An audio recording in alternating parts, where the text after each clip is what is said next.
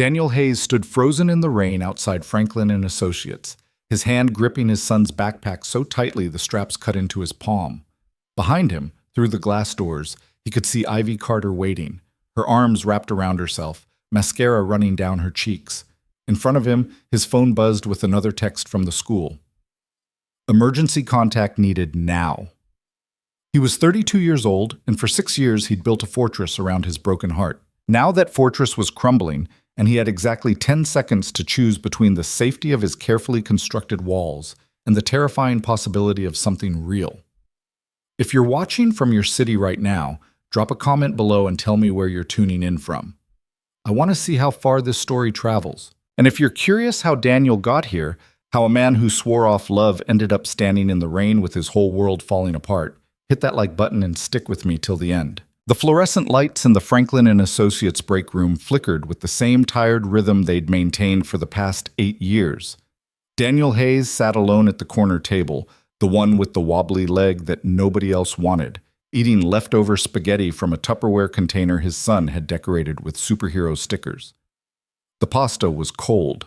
He'd meant to heat it up, but the microwave had a line, and he'd learned long ago that his lunch breaks weren't really his. They were borrowed time between the morning chaos and the afternoon scramble to leave exactly at 5.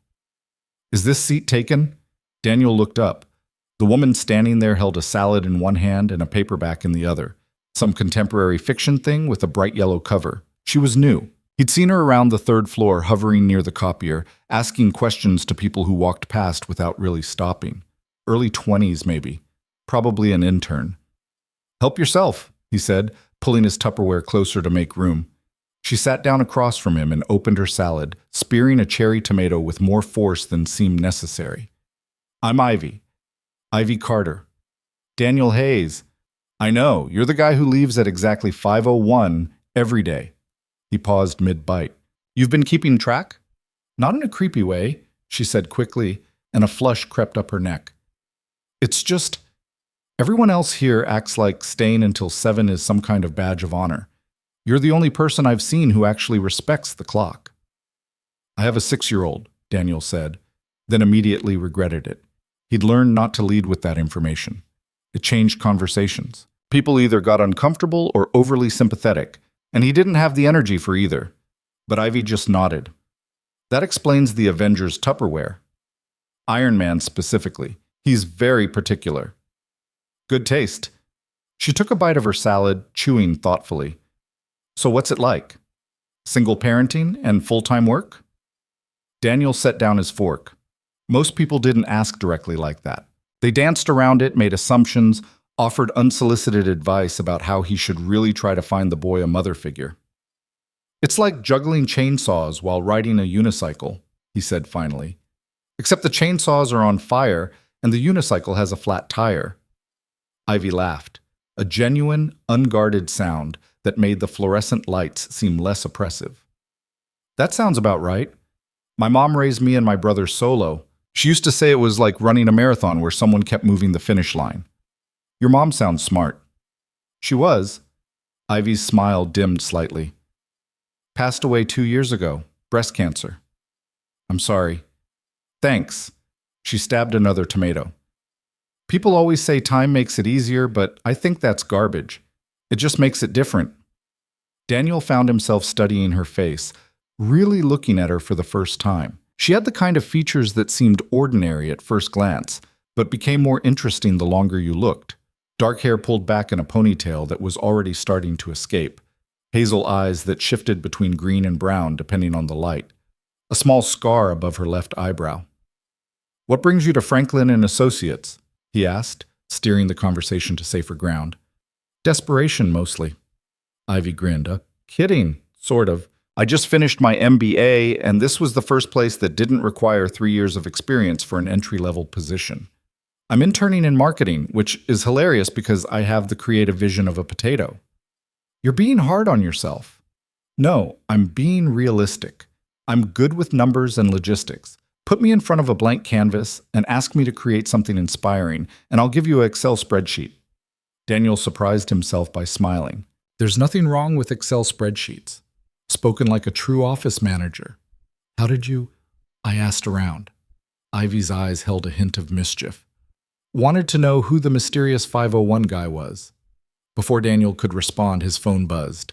He pulled it from his pocket, already knowing what he'd see.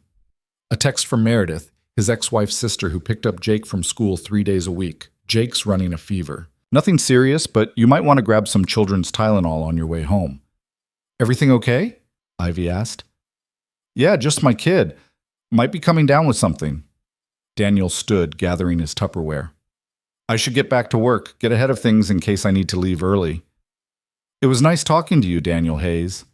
You too, Ivy Carter. He threw away his napkin and headed for the stairs, trying to ignore the unfamiliar feeling in his chest, something that felt suspiciously like disappointment that lunch break was over. The rest of the afternoon passed in its usual blur of emails, phone calls, and small fires that needed putting out. Daniel managed the administrative operations for the entire 3rd and 4th floors, which meant he was responsible for everything from office supplies to coordinating conference room schedules to fielding complaints about the temperature. It wasn't glamorous work, but it was steady, and steady was what he needed. At 4:47, he started packing up his desk. 13 minutes to finish his task list, shut down his computer, and make it to the parking garage. He'd timed this routine down to the second. Leaving already, Hayes? Daniel looked up to find Marcus Chen leaning against his cubicle wall. Marcus worked in accounting and had a habit of making everything sound vaguely accusatory. It's almost 5. Must be nice, having a built-in excuse to bail early every day. Daniel's jaw tightened. I don't bail early. I work my full hours. Sure. Marcus held up his hands in mock surrender. Just making conversation. Although I did notice you had lunch with the new intern today. Cradle robbing starting to trend in management. We had lunch in the break room, Marcus, along with 15 other people. If you say so, Marcus pushed off from the cubicle wall. Just saying, people talk. Might want to be careful about appearances. He walked away before Daniel could respond. Daniel stood there, hands clenched, fighting the urge to follow Marcus and explain that nothing was happening, that one conversation over lunch didn't mean anything, that he wasn't the kind of man who... His phone alarm went off. 4:50. Time to go. He grabbed his messenger bag and headed for the elevator, Marcus's words echoing in his head. People talk. Of course they did. They always did. That was the problem with being a single father in a corporate environment. Everyone had opinions about how you should live your life, what choices you should make, who you should or shouldn't talk to. The parking garage was dim and cool after the stuffiness of the office. Daniel climbed into his 10-year-old Honda Civic, tossing his bag into the passenger seat where it landed on a pile of Jake's Pokemon cards. The car smelled like old French fries and the Pine air freshener he kept forgetting to replace. He pulled out onto Market Street, merging into traffic with the practiced efficiency of someone who'd made this drive 1,000 times. The elementary school was exactly 4.2 miles from the office. On a good day, he could make it in 12 minutes. Today wasn't a good day. There was construction on 5th Avenue, and the detour added 8 minutes to his commute. Jake was waiting outside the after-school program room, backpack at his feet, talking to Mrs. Rodriguez, one of the program coordinators. When he saw Daniel's car, his face lit up with that pure, uncomplicated joy that made every exhausting minute worth it. Dad! Hey, buddy! Daniel ruffled Jake's hair as the boy climbed into the back seat. Mrs. Rodriguez, how was he today? Good as always, Mr. Hayes, though he did have a moment this afternoon, said his tummy hurt.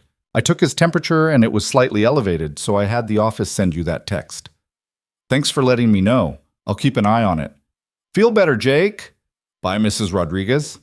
Daniel pulled out of the pickup line, glancing at Jake in the rearview mirror. How are you feeling now, kiddo? Better. My stomach hurt after lunch, but then it stopped. What did you have for lunch? Chicken nuggets and chocolate milk and carrots, and I traded Tommy my apple for his pudding cup. Ish, Jake? But I ate the carrots, all of them, Daniel sighed. We've talked about trading food. I know, but Tommy's mom packs him pudding every day and his teeth haven't fallen out yet, so I think it's probably safe. That's not exactly how nutrition works. Can we get McDonald's for dinner? No. Please? We had McDonald's on Tuesday. That was 2 whole days ago. We're having chicken stir-fry tonight. I already took it out of the freezer this morning. Jake groaned dramatically and slumped in his seat, You always say we're going to have fun food, and then we have healthy food. When did I say we were going to have fun food? In my dreams. Despite everything, Marcus's comment, the traffic, the low-grade anxiety that had become his constant companion, Daniel laughed. Your dreams lie to you, kid. That's what Aunt Meredith says about the news. Aunt Meredith has opinions about a lot of things. They drove in comfortable silence for a few minutes. Daniel took the long way home, avoiding the highway in favor of residential streets, where Jake could point out dogs in yards and Christmas decorations that overeager neighbors had already put up even though it was only mid-November. Dad? Yeah? Are you sad? The question caught Daniel off guard. What makes you think I'm sad? You have your thinking face on.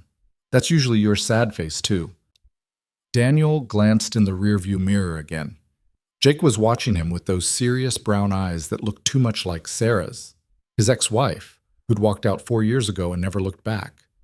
They'd divorced when Jake was 2, and Sarah had signed away her parental rights 6 months later. No custody battle, no visitation schedule. Just gone. I'm not sad, Daniel said carefully. Just thinking about work stuff. Is someone being mean to you? No, buddy, nothing like that. Because if someone is being mean, you can tell them that my dad is really strong and he knows karate. I don't know karate.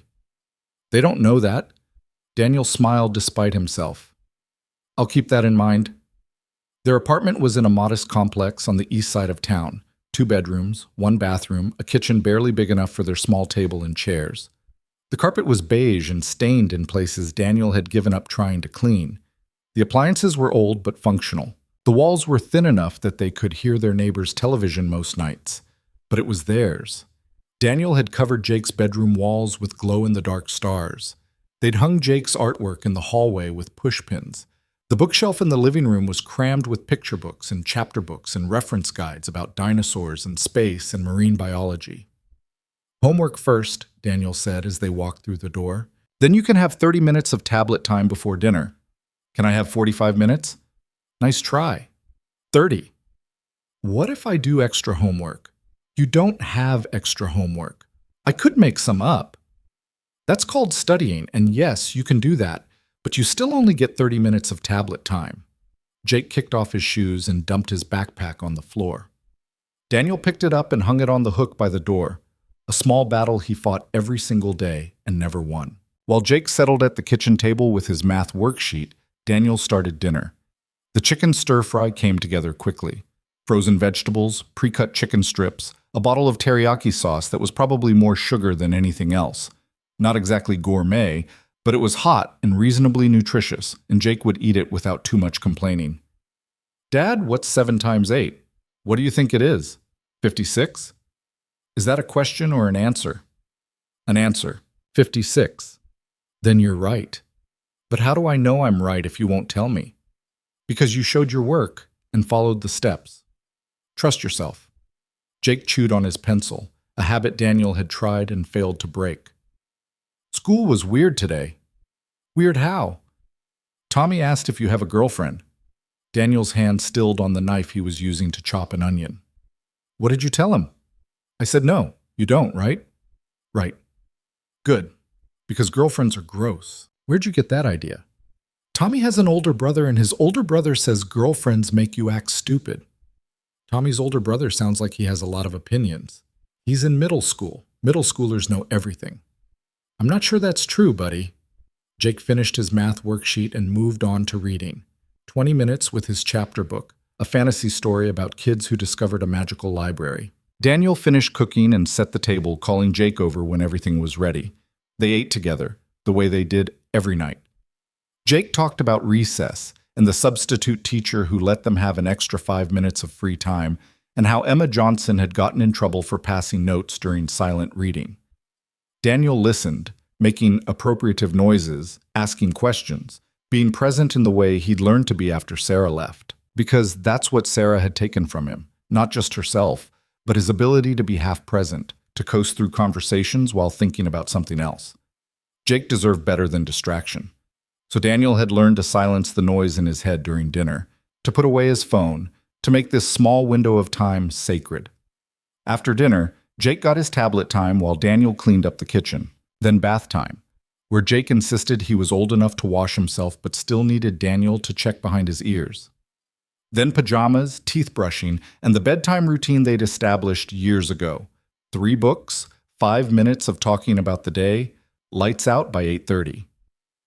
Dad? Yeah, buddy? Is it okay if I'm not good at math? Daniel sat on the edge of Jake's bed, the mattress dipping under his weight. Where's this coming from? You are good at math, but have to think really hard about it. Emma just knows the answers. Emma's brain works one way. Your brain works another way. That doesn't make either of you better or worse. It just makes you different. But what if my way is the wrong way? There's no wrong way to learn, Jake. There's only your way. And as long as you're trying your best, that's all that matters. Jake was quiet for a moment, his fingers playing with the edge of his blanket. Do you ever feel like you're doing things wrong? The question hit harder than it should have. Daniel thought about Marcus's comment, about the careful way he'd constructed his life to avoid exactly this kind of uncertainty, about the conversation with Ivy that he'd replayed in his head at least a dozen times since lunch. Sometimes, he admitted. Everyone does. Even grown-ups? Especially grown-ups. We just get better at pretending we have it all figured out. That doesn't sound fun. It's not always fun, but it's part of being human. Jake yawned, his eyelids already drooping. Love you, Dad. Love you too, kiddo. Sweet dreams. Daniel turned off the light and pulled the door halfway closed, leaving it open just enough that light from the hallway spilled across Jake's floor. He stood there for a moment, watching his son's breathing even out, feeling the familiar weight of responsibility settle back onto his shoulders. This was his life. This was enough. It had to be enough. He went to the living room and collapsed onto the couch, too tired to do anything but stare at the ceiling. His phone buzzed with a text from Meredith. How's the fever? Better. Thanks for the heads up. No problem. Same time on Monday? Yeah, I'll Venmo you. You know you don't have to pay me, right? He's my nephew, and you're taking time off work to help me out. Let me pay you. Fine, but I'm using it to buy him something ridiculous. As long as it's not a puppy. No promises. Daniel smiled and set his phone down. Meredith was Sarah's younger sister, and she'd been one of the few good things to come out of his failed marriage. When Sarah left, Meredith had stayed, showing up with groceries, offering to babysit, never asking questions about why her sister had abandoned her own child. He should get up, do the laundry that was piling up in the bathroom, respond to the work emails that had come in after he left, prep tomorrow's lunches. But his body felt like it was made of lead, and the couch was soft, and for just a few minutes he wanted to sit in the quiet and not think about anything. His phone buzzed again. Not Meredith this time, a number he didn't recognize. Hi, Daniel. This is Ivy from work. Got your number from the employee directory. Not in a creepy way, I promise. Just wanted to say thanks for the lunch conversation. It was nice to talk to someone who doesn't treat me like the office mascot. Hope your son feels better. Daniel stared at the message for a long time. He should delete it, or respond with something brief and professional, create distance before this became complicated. Instead, he typed, "He's already bouncing off the walls, so I think he'll survive. Thanks for asking." And you're welcome. Lunch was nice. He hit send before he could second-guess himself, then immediately regretted it. Nice. What kind of response was that? He sounded like he was 14 years old trying to talk to his first crush. 3 dots appeared, indicating Ivy was typing. Then, we should do it again sometime, if you're not too busy juggling flaming chainsaws. Tomorrow? The response came immediately. It's a date. Well, not a date. You know what I mean. I know what you mean. See you tomorrow. Daniel set his phone face down on the coffee table and pressed his palms against his eyes. What was he doing? Marcus was already making comments after one lunch. If this became a regular thing, the gossip would spread like wildfire. Single dad spending time with young intern. It didn't matter that they were just talking, that nothing inappropriate was happening. Appearances were everything in an office environment. But even as he thought about all the reasons this was a bad idea, he couldn't quite make himself regret sending that text. For the first time in longer than he could remember, he'd felt like himself during that lunch break. Not Daniel the office manager, not Daniel the single dad, just Daniel, A person who could have a conversation with another person without calculating the risks or managing the fallout. He picked up his phone again and looked at Ivy's last message. It's a date. Well, not a date. Maybe that was the problem. Maybe he'd been so busy protecting himself and Jake that he'd forgotten what it felt like to just exist. To talk to someone without an agenda. To laugh without feeling guilty about it. Or maybe he was overthinking this, the way he overthought everything. Daniel hauled himself off the couch and went to check on Jake one more time before heading to his own room. His son was sprawled sideways across the bed, one arm hanging off the edge, his mouth slightly open. Daniel straightened the blanket and kissed Jake's forehead, breathing in the smell of children's shampoo and sleepy kid. "I'm doing my best," he whispered. "I hope that's enough." Jake didn't answer. The apartment was quiet except for the hum of the refrigerator and the muffled sound of the neighbor's TV. Daniel went to his own room, changed into sleep pants and an old t-shirt, and climbed into bed. Tomorrow, he'd have lunch with Ivy again. Tomorrow, Marcus might make another comment. Tomorrow, he'd leave at exactly 5:01 and pick up Jake and come home and make dinner and help with homework and do the whole routine all over again. But tonight, just for tonight, he let himself feel something other than tired. He let himself feel hopeful. Cheated. The next morning started the same way every morning started. Jake's alarm going off at 6:30, followed by Daniel's at 6:32, followed by Jake appearing in Daniel's doorway asking if they could have pancakes for breakfast. "Cereal," Daniel mumbled, still half asleep. "But, Dad, cereal with bananas. That's my final offer." "Can I have chocolate milk with it?" "Regular milk."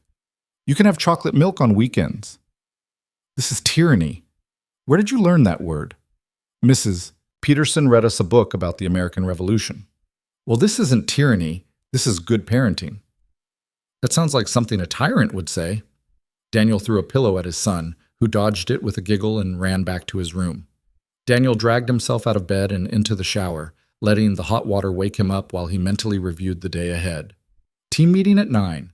Conference room booking conflict to resolve at 10:30. Lunch with Ivy at noon. Department head presentation at 2. Lunch with Ivy. He shouldn't be looking forward to it as much as he was. They got ready in their usual morning chaos. Jake couldn't find his other shoe. Daniel burned his finger on the toaster. They both forgot to pack Jake's library book until they were already in the car. But they made it to school by 7:45, giving Jake enough time to eat breakfast in the cafeteria and still make it to class before the bell. "Have a good day, buddy." "You too, Dad. Don't let any tyrants boss you around." "I'll do my best." Daniel watched Jake run toward the school entrance, backpack bouncing against his shoulders, shoelaces already coming untied. Then he merged back into traffic and headed for the office, trying not to think about the fact that he'd checked his reflection in the rearview mirror 3 times already. The morning meeting ran long, which meant Daniel had to skip his usual coffee break to deal with the conference room situation. 2 departments had accidentally been booked in the same space at the same time, and both insisted their meeting was more important.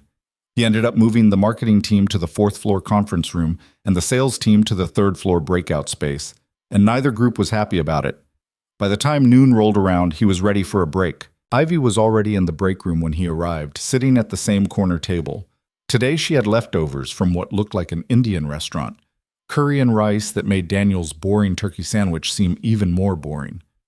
"Fancy lunch," he said, sitting down across from her.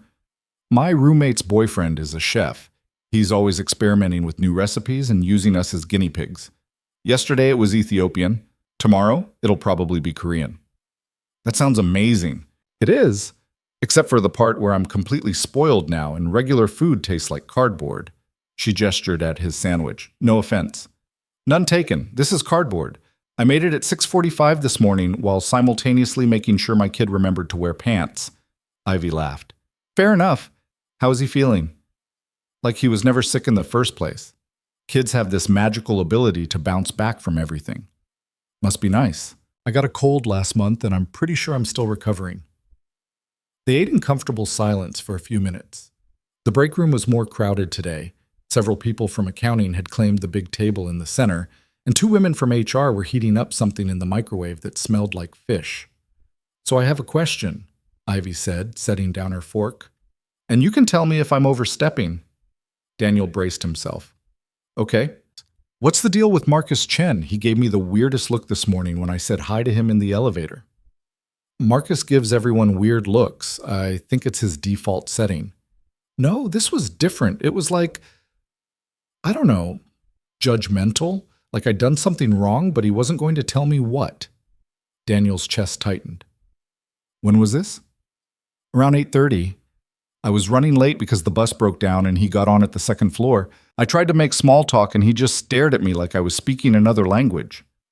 Marcus has opinions about how people should conduct themselves in the workplace. What does that mean? Daniel hesitated. He could deflect, change the subject, pretend he didn't know what Marcus was implying. But Ivy was looking at him with those direct hazel eyes, and he was tired of playing games. He made a comment yesterday, Daniel said slowly, about us having lunch together, suggested I should be careful about appearances. Ivy's expression hardened. Are you kidding me? He's not the only one who thinks that way. Office gossip is toxic garbage spread by people who have nothing better to do with their time. Ivy's voice had gone sharp. We had lunch in a public break room with other people around. What exactly are we supposed to be careful about? You're new here. You don't know how people... I'm 24 years old, Daniel. I'm not a child. And I'm perfectly capable of deciding who I want to eat lunch with. I didn't mean... I know what you meant. You meant that people are going to talk, and you're worried about how it looks, and maybe it's easier to just avoid the whole situation. Ivy stood up, her curry only half eaten.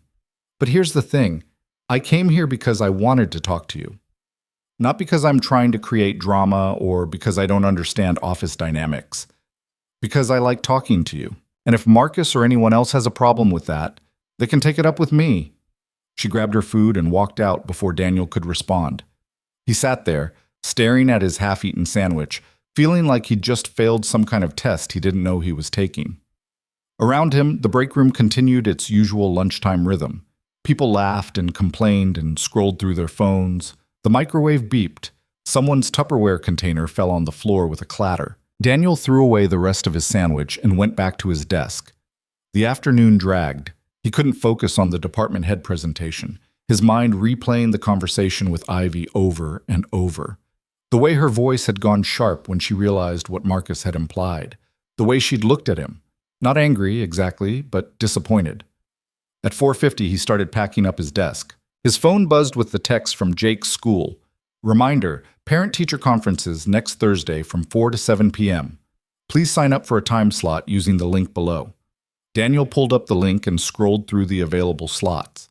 Most of the early times were already taken. He'd have to either leave work early or ask Meredith to pick up Jake and watch him during the conference. Hayes. He looked up to find Ivy standing at his cubicle entrance. She had her coat on, her bag slung over one shoulder. Can we talk? She asked. I'm about to leave. I know, this'll be quick. She glanced around, then lowered her voice. I'm sorry about earlier. I shouldn't have walked out like that. You don't have anything to apologize for. Yeah, I do. You were trying to be honest with me and I got defensive. She shifted her weight from one foot to the other. It's just, I'm tired of people treating me like I don't know what I'm doing. Like because I'm young and female, I must not understand how the professional world works. I don't think that about you. I know. That's why I got so mad. Because you're one of the only people here who talks to me like I'm a real person, and when you started doing the same thing everyone else does, worrying about appearances, managing perceptions, it felt like I was losing that. Daniel set down his messenger bag. I'm not trying to manage you. I'm trying to protect both of us from unnecessary drama. But maybe the drama is unnecessary because we're not actually doing anything wrong. Maybe if we just act normal instead of treating lunch like some kind of scandal, people will get bored and move on to something else. Or maybe it'll get worse. And if it does, we'll deal with it, together. Ivy met his eyes. Unless you actually don't want to have lunch with me anymore. In which case, just say so, and I'll leave you alone. Daniel thought about the easy way they'd talked yesterday, before Marcus had poisoned the well with his implications. He thought about how long it had been since he'd felt like himself around another adult. He thought about the way Ivy had asked about Jake's fever without treating it like an inconvenience, the way she'd shared her own grief without expecting him to fix it. I want to have lunch with you, he said quietly. Ivy's shoulders relaxed. Good, because I really like your company, and I'd be bummed if I had to go back to eating alone while scrolling through my phone. Same time tomorrow? I'll be there. She left, and Daniel finished packing up his desk. As he headed for the elevator, he caught Marcus watching him from across the office. Daniel met his gaze and didn't look away until Marcus turned back to his computer. Let people talk. He'd spent 6 years building walls to keep himself and Jake safe, and maybe those walls had served their purpose. But maybe it was time to start taking them down, brick by carefully considered brick. The drive to pick up Jake, the evening routine, bedtime, all of it passed in a blur. Daniel went through the motions on autopilot, his mind still processing the day's conversations. When he finally collapsed onto the couch after Jake was asleep, his phone buzzed with a text from Ivy. Thanks for hearing me out today, and for not letting Marcus win. Daniel stared at the message, then typed, Thanks for calling me out when I was being an idiot. You weren't being an idiot. You were being careful. There's a difference. Not sure my son would agree with that distinction. Speaking of, is it weird that I want to meet him someday? Not in a weird way, just, you talk about him a lot and he sounds like a cool kid. Daniel's thumb hovered over the keyboard. This was the moment where he should establish boundaries, where he should explain that his life with Jake was separate from his life at work, where he should protect the carefully constructed barrier between the two. Instead, he typed, He'd probably interrogate you about whether you think Pokemon or Digimon is better, so fair warning. What's the right answer? There is no right answer. It's a trap. I'll take my chances. Daniel smiled and set his phone down. Outside, he could hear his neighbor's TV through the wall, some kind of cop drama with lots of sirens and dramatic music. The refrigerator hummed in the kitchen. A car drove past on the street below. His life was still complicated. Jake still needed him. The office gossip wasn't going to disappear just because he'd decided to stop caring about it. But for the first time in years, Daniel felt like maybe, just maybe, there was room in his carefully constructed life for something other than responsibility. He picked up his phone one more time and sent a final text to Ivy. Lunch tomorrow. Don't be late. Her response came immediately. Wouldn't dream of it. Daniel turned off the lights and headed to bed, and he fell asleep thinking about Curry and conversations and the possibility of things he'd stopped letting himself imagine. Over the next 2 weeks, lunch became the part of Daniel's day he looked forward to most. He and Ivy fell into an easy rhythm, meeting at the corner table, comparing their mismatched meals, talking about everything and nothing. She told him about her roommate's disastrous attempts at online dating. He told her about Jake's newfound obsession with building elaborate Lego structures that took over the entire living room floor. They complained about work, swapped stories about difficult coworkers, debated whether the office coffee was actually getting worse, or if they were just getting more sensitive to terrible coffee. Marcus stopped making comments, though Daniel could feel his disapproving stares from across the office. A few other people had started to notice too. Daniel caught whispers that stopped when he walked past, knowing looks exchanged in the elevator. But Ivy had been right. The more they acted like it wasn't a big deal, the less interesting it became to everyone else. Most days, anyway. On a Wednesday morning in late November, Daniel arrived at work to find an email from Patricia Vance, the HR director, waiting in his inbox. The subject line read, Quick check-in. The message itself was brief and professionally vague. Daniel, do you have time for a brief conversation this morning? Stop by my office when you get a chance. Daniel's stomach dropped. HR didn't ask for quick check-ins unless something was wrong. He spent the next 20 minutes trying to focus on his morning tasks, running through every possible scenario. Had someone filed a complaint? Was this about his schedule? Had Marcus actually gone to HR with his concerns? At 9:15, he knocked on Patricia's door. Come in, Daniel. Thanks for making time. Patricia was in her mid-50s with gray hair cut in a severe bob and reading glasses that hung from a chain around her neck. She gestured to the chair across from her desk. Please, sit. Daniel sat, his hands gripping the armrests a little too tightly. I wanted to touch base with you about something that's come to my attention, Patricia said, folding her hands on her desk.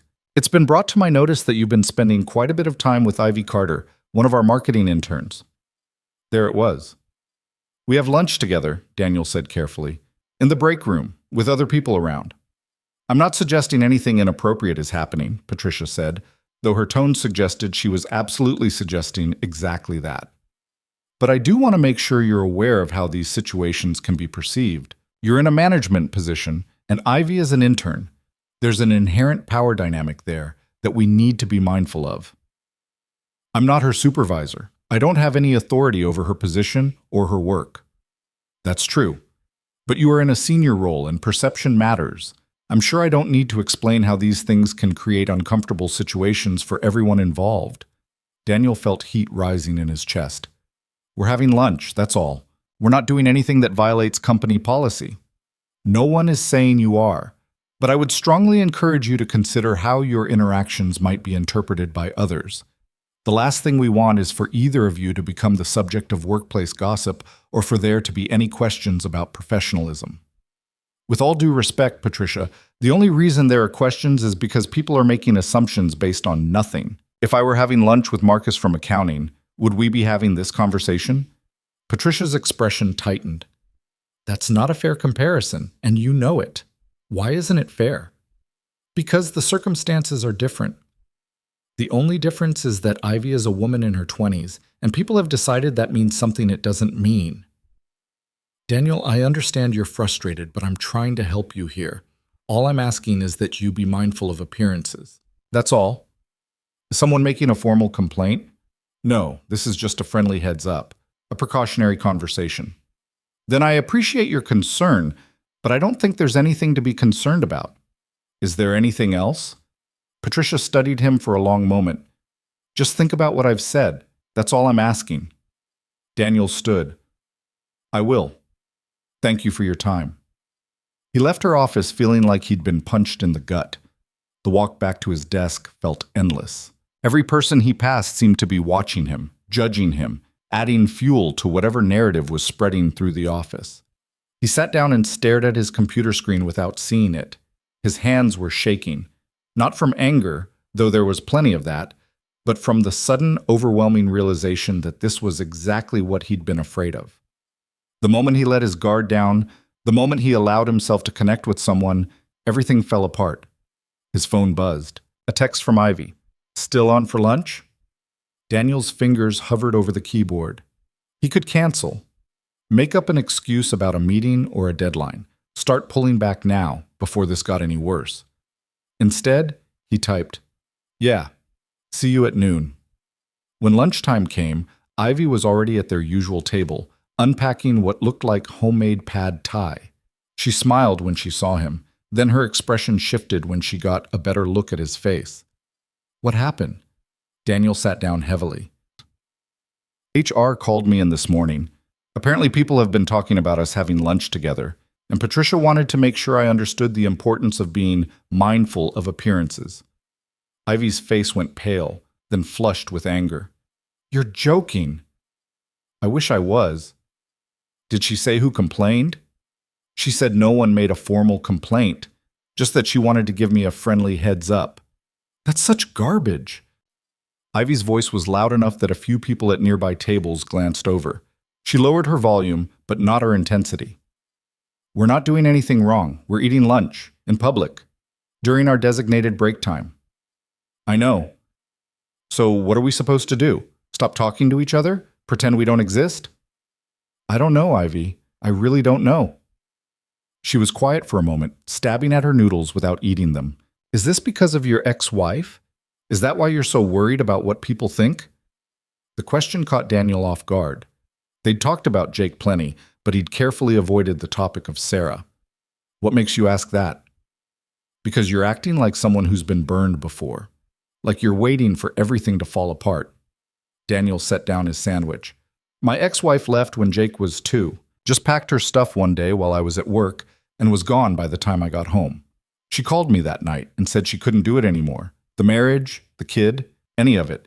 6 months later, she signed away her parental rights. No custody battle, no child support, no contact.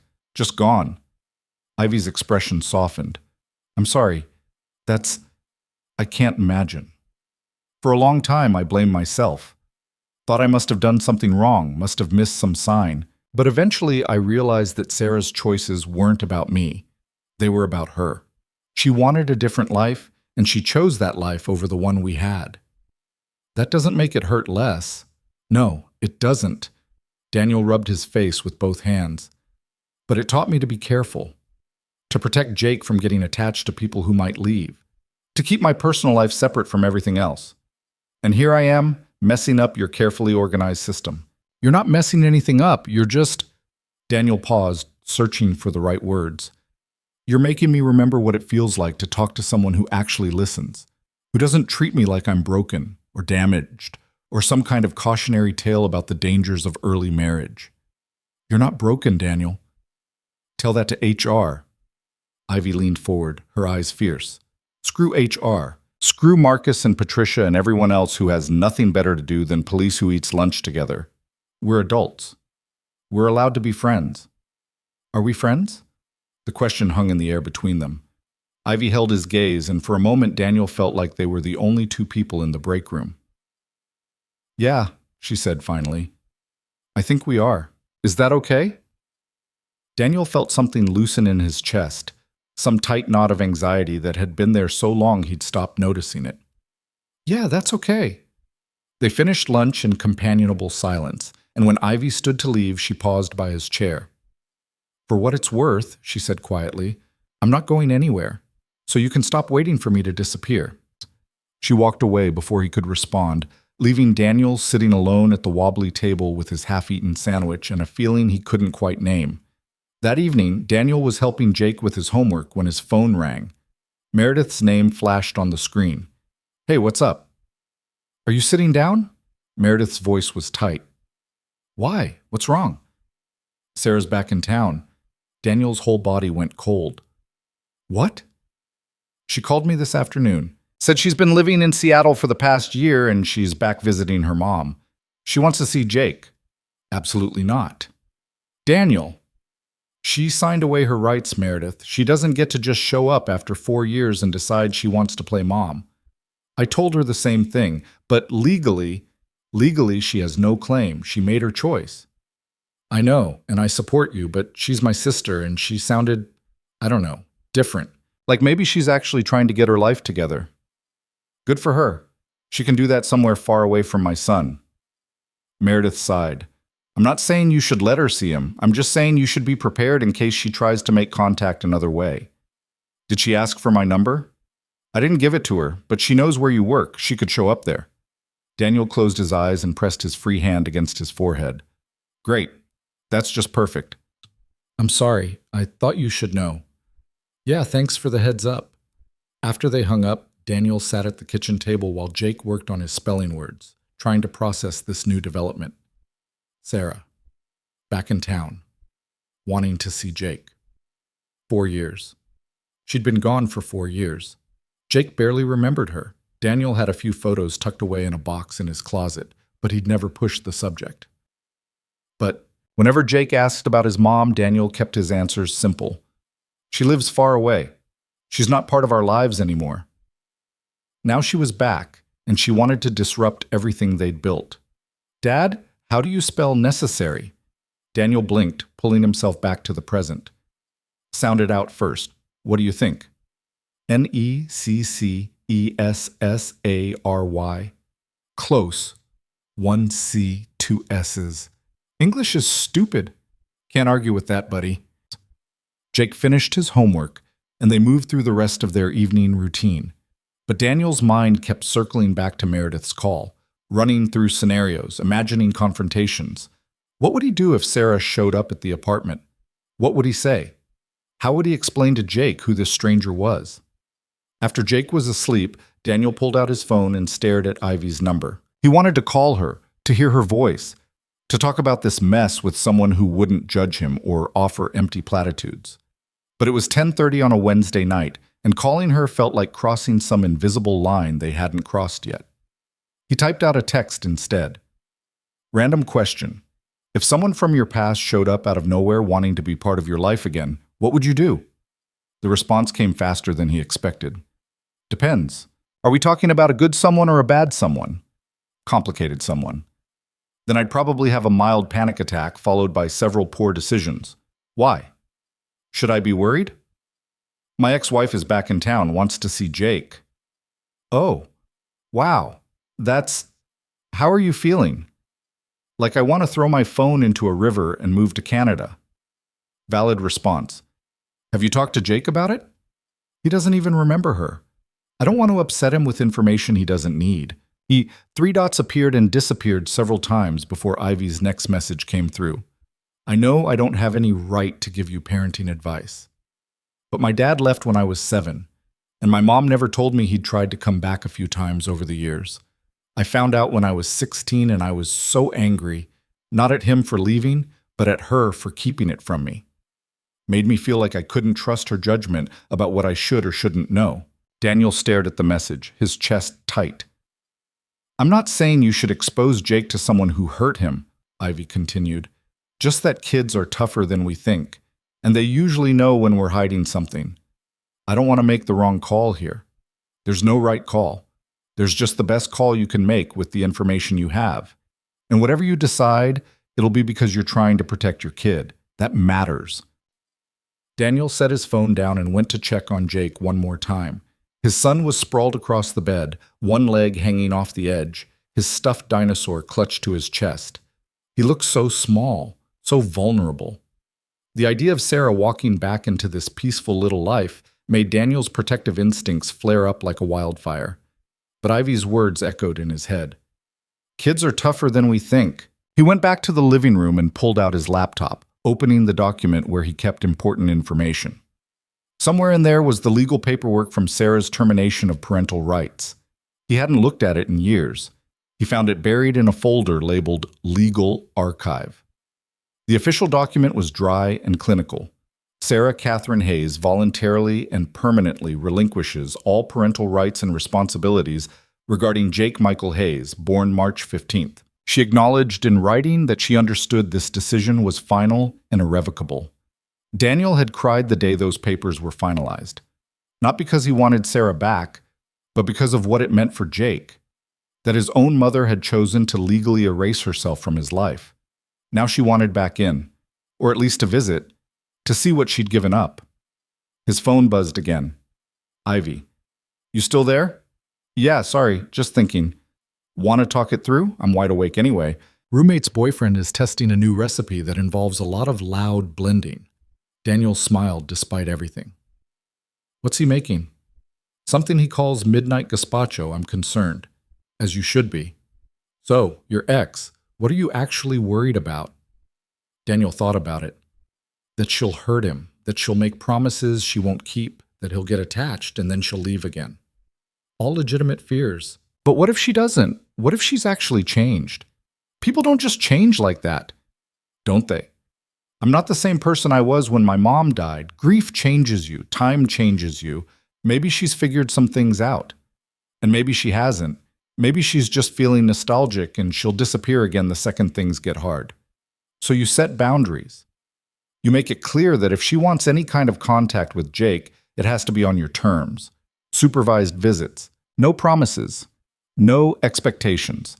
She doesn't get to walk back in and play happy family. She has to earn it. Daniel leaned back against the couch cushions. When did you get so wise? I'm not wise. I just have a really good therapist who charges me $150 an hour to tell me things that seem obvious in hindsight. Well, your therapist knows what they're doing. Sometimes. Other times she just nods knowingly while I cry about things I can't control. They texted back and forth for another half hour about everything and nothing. The conversation meandering from Sarah to Ivy's roommate's questionable culinary experiments to Jake's upcoming parent-teacher conference. By the time Daniel finally said goodnight, some of the panic in his chest had loosened.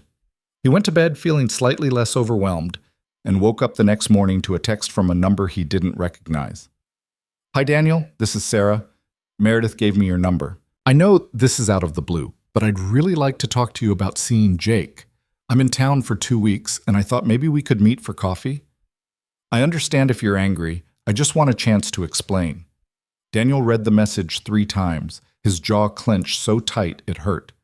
She wanted to meet for coffee, like they were old friends catching up, like she hadn't abandoned her own child.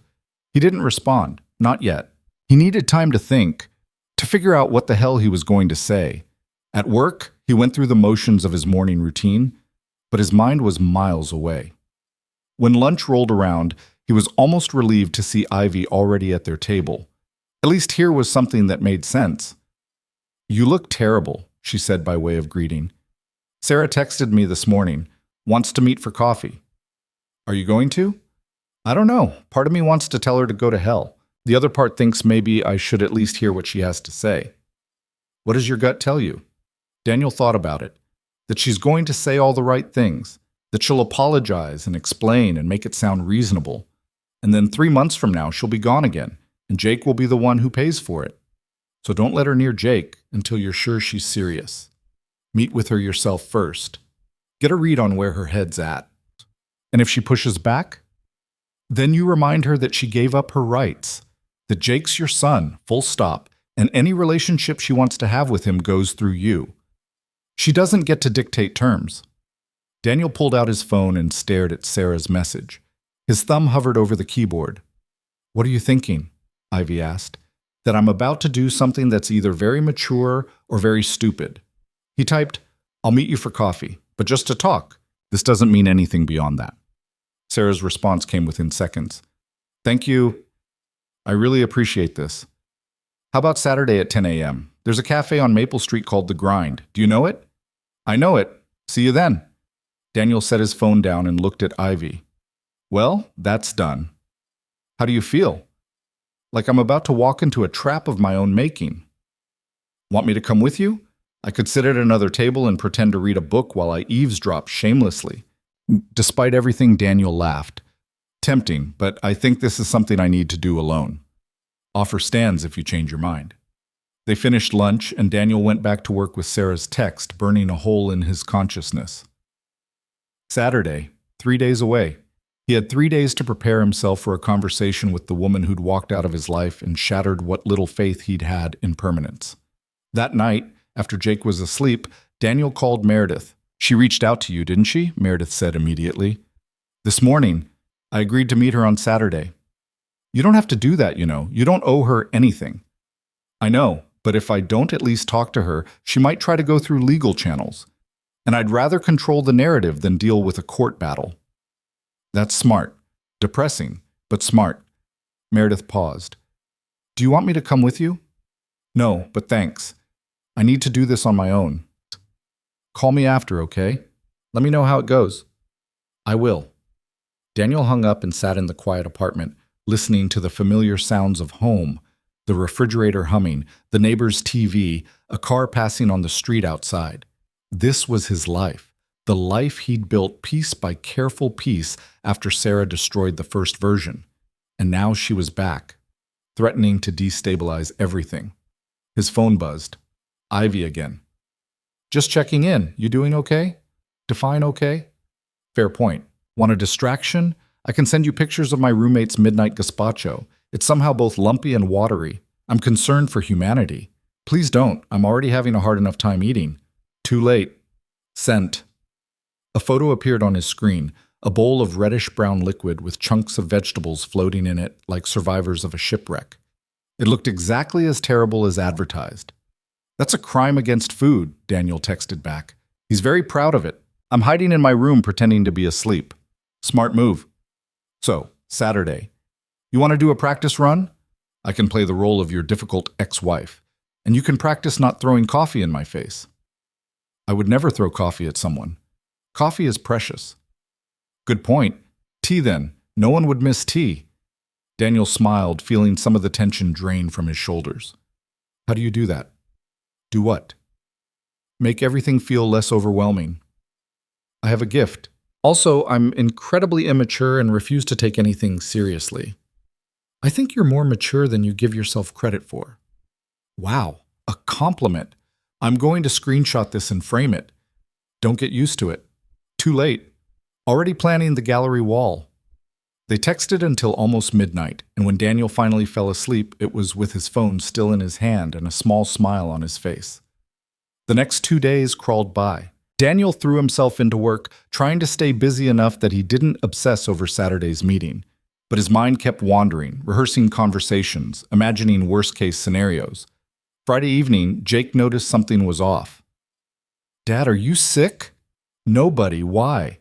"You're doing your thinking face again, And you burned the grilled cheese. Daniel looked down at the smoking pan and swore under his breath. He dumped the blackened sandwich in the trash and started over. Sorry, just distracted. About what? Daniel hesitated. This was the moment. He could keep hiding it, or he could trust that his 6-year-old son was tougher than he looked.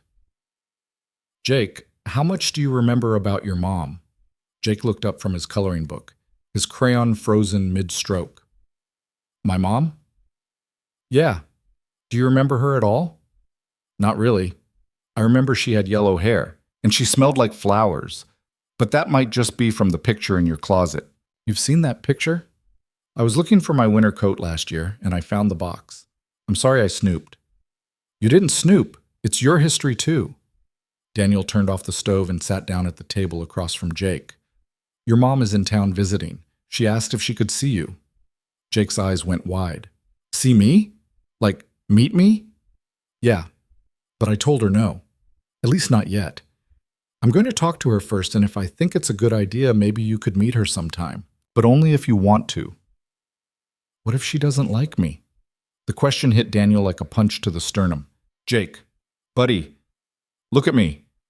He waited until Jake met his eyes. If your mom doesn't like you, that's her problem, not yours. You're the smartest, funniest, most incredible kid I've ever met. Anyone who doesn't see that is missing out. But she left because of me, right? No, she left because she wasn't ready to be a parent. That had nothing to do with you and everything to do with her. You were 2 years old. You didn't do anything wrong. Jake chewed on his bottom lip, a habit he'd picked up from Daniel. Do you think she's ready now? I don't know. That's what I'm going to find out. Okay. Jake went back to his coloring, but his strokes were less certain now. Dad? Yeah?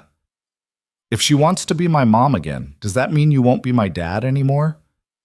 Daniel's heart cracked clean in half. He got up and knelt beside Jake's chair, pulling his son into a fierce hug. I will always be your dad. Always. No matter what happens, no matter who comes or goes, that will never change. You got it? I got it. Good. Daniel kissed the top of Jake's head and went back to making dinner, his hands shaking slightly as he assembled a fresh grilled cheese. That night, after Jake was asleep, Daniel found himself standing in his closet staring at the box Jake had mentioned. He pulled it down and opened it, sifting through the contents. Photos from their wedding. He looked so young, so stupidly hopeful. Pictures of Sarah pregnant, her hand resting on her swollen belly. The hospital bracelet from the day Jake was born. And at the bottom, a letter. He'd forgotten about this. Sarah had left it on the kitchen counter the day she packed her things. He'd read it once, then shoved it in the box and tried to forget it existed. He pulled it out now and unfolded the creased paper. Daniel, it began, I'm sorry. I know that doesn't mean much, but it's true. I'm sorry I'm not strong enough to be what you need, what Jake needs. I thought I could do this, the marriage, the mom thing, but I can't. Every day I wake up and feel like I'm drowning, like I'm disappearing into this life that doesn't fit. I love you, I love Jake, but I don't know how to be the person I'm supposed to be in this family. Maybe someday I'll figure it out. But right now I need to go. Please don't try to find me. Please don't hate me. Just know that this isn't your fault. It's mine. All mine. Sarah. Daniel folded the letter and put it back in the box. Tomorrow he'd sit across from the woman who wrote those words and try to understand if anything had changed, if she'd figured it out like she said she might, or if she was still drowning, just looking for someone else to pull her out. Saturday morning arrived with a gray sky that threatened rain. Daniel woke up at 6:30, even though he'd set his alarm for 7, his body refusing to let him sleep through the anxiety. He lay in bed staring at the ceiling, listening to Jake's soft breathing from the other room, trying to convince himself that meeting Sarah was the right decision.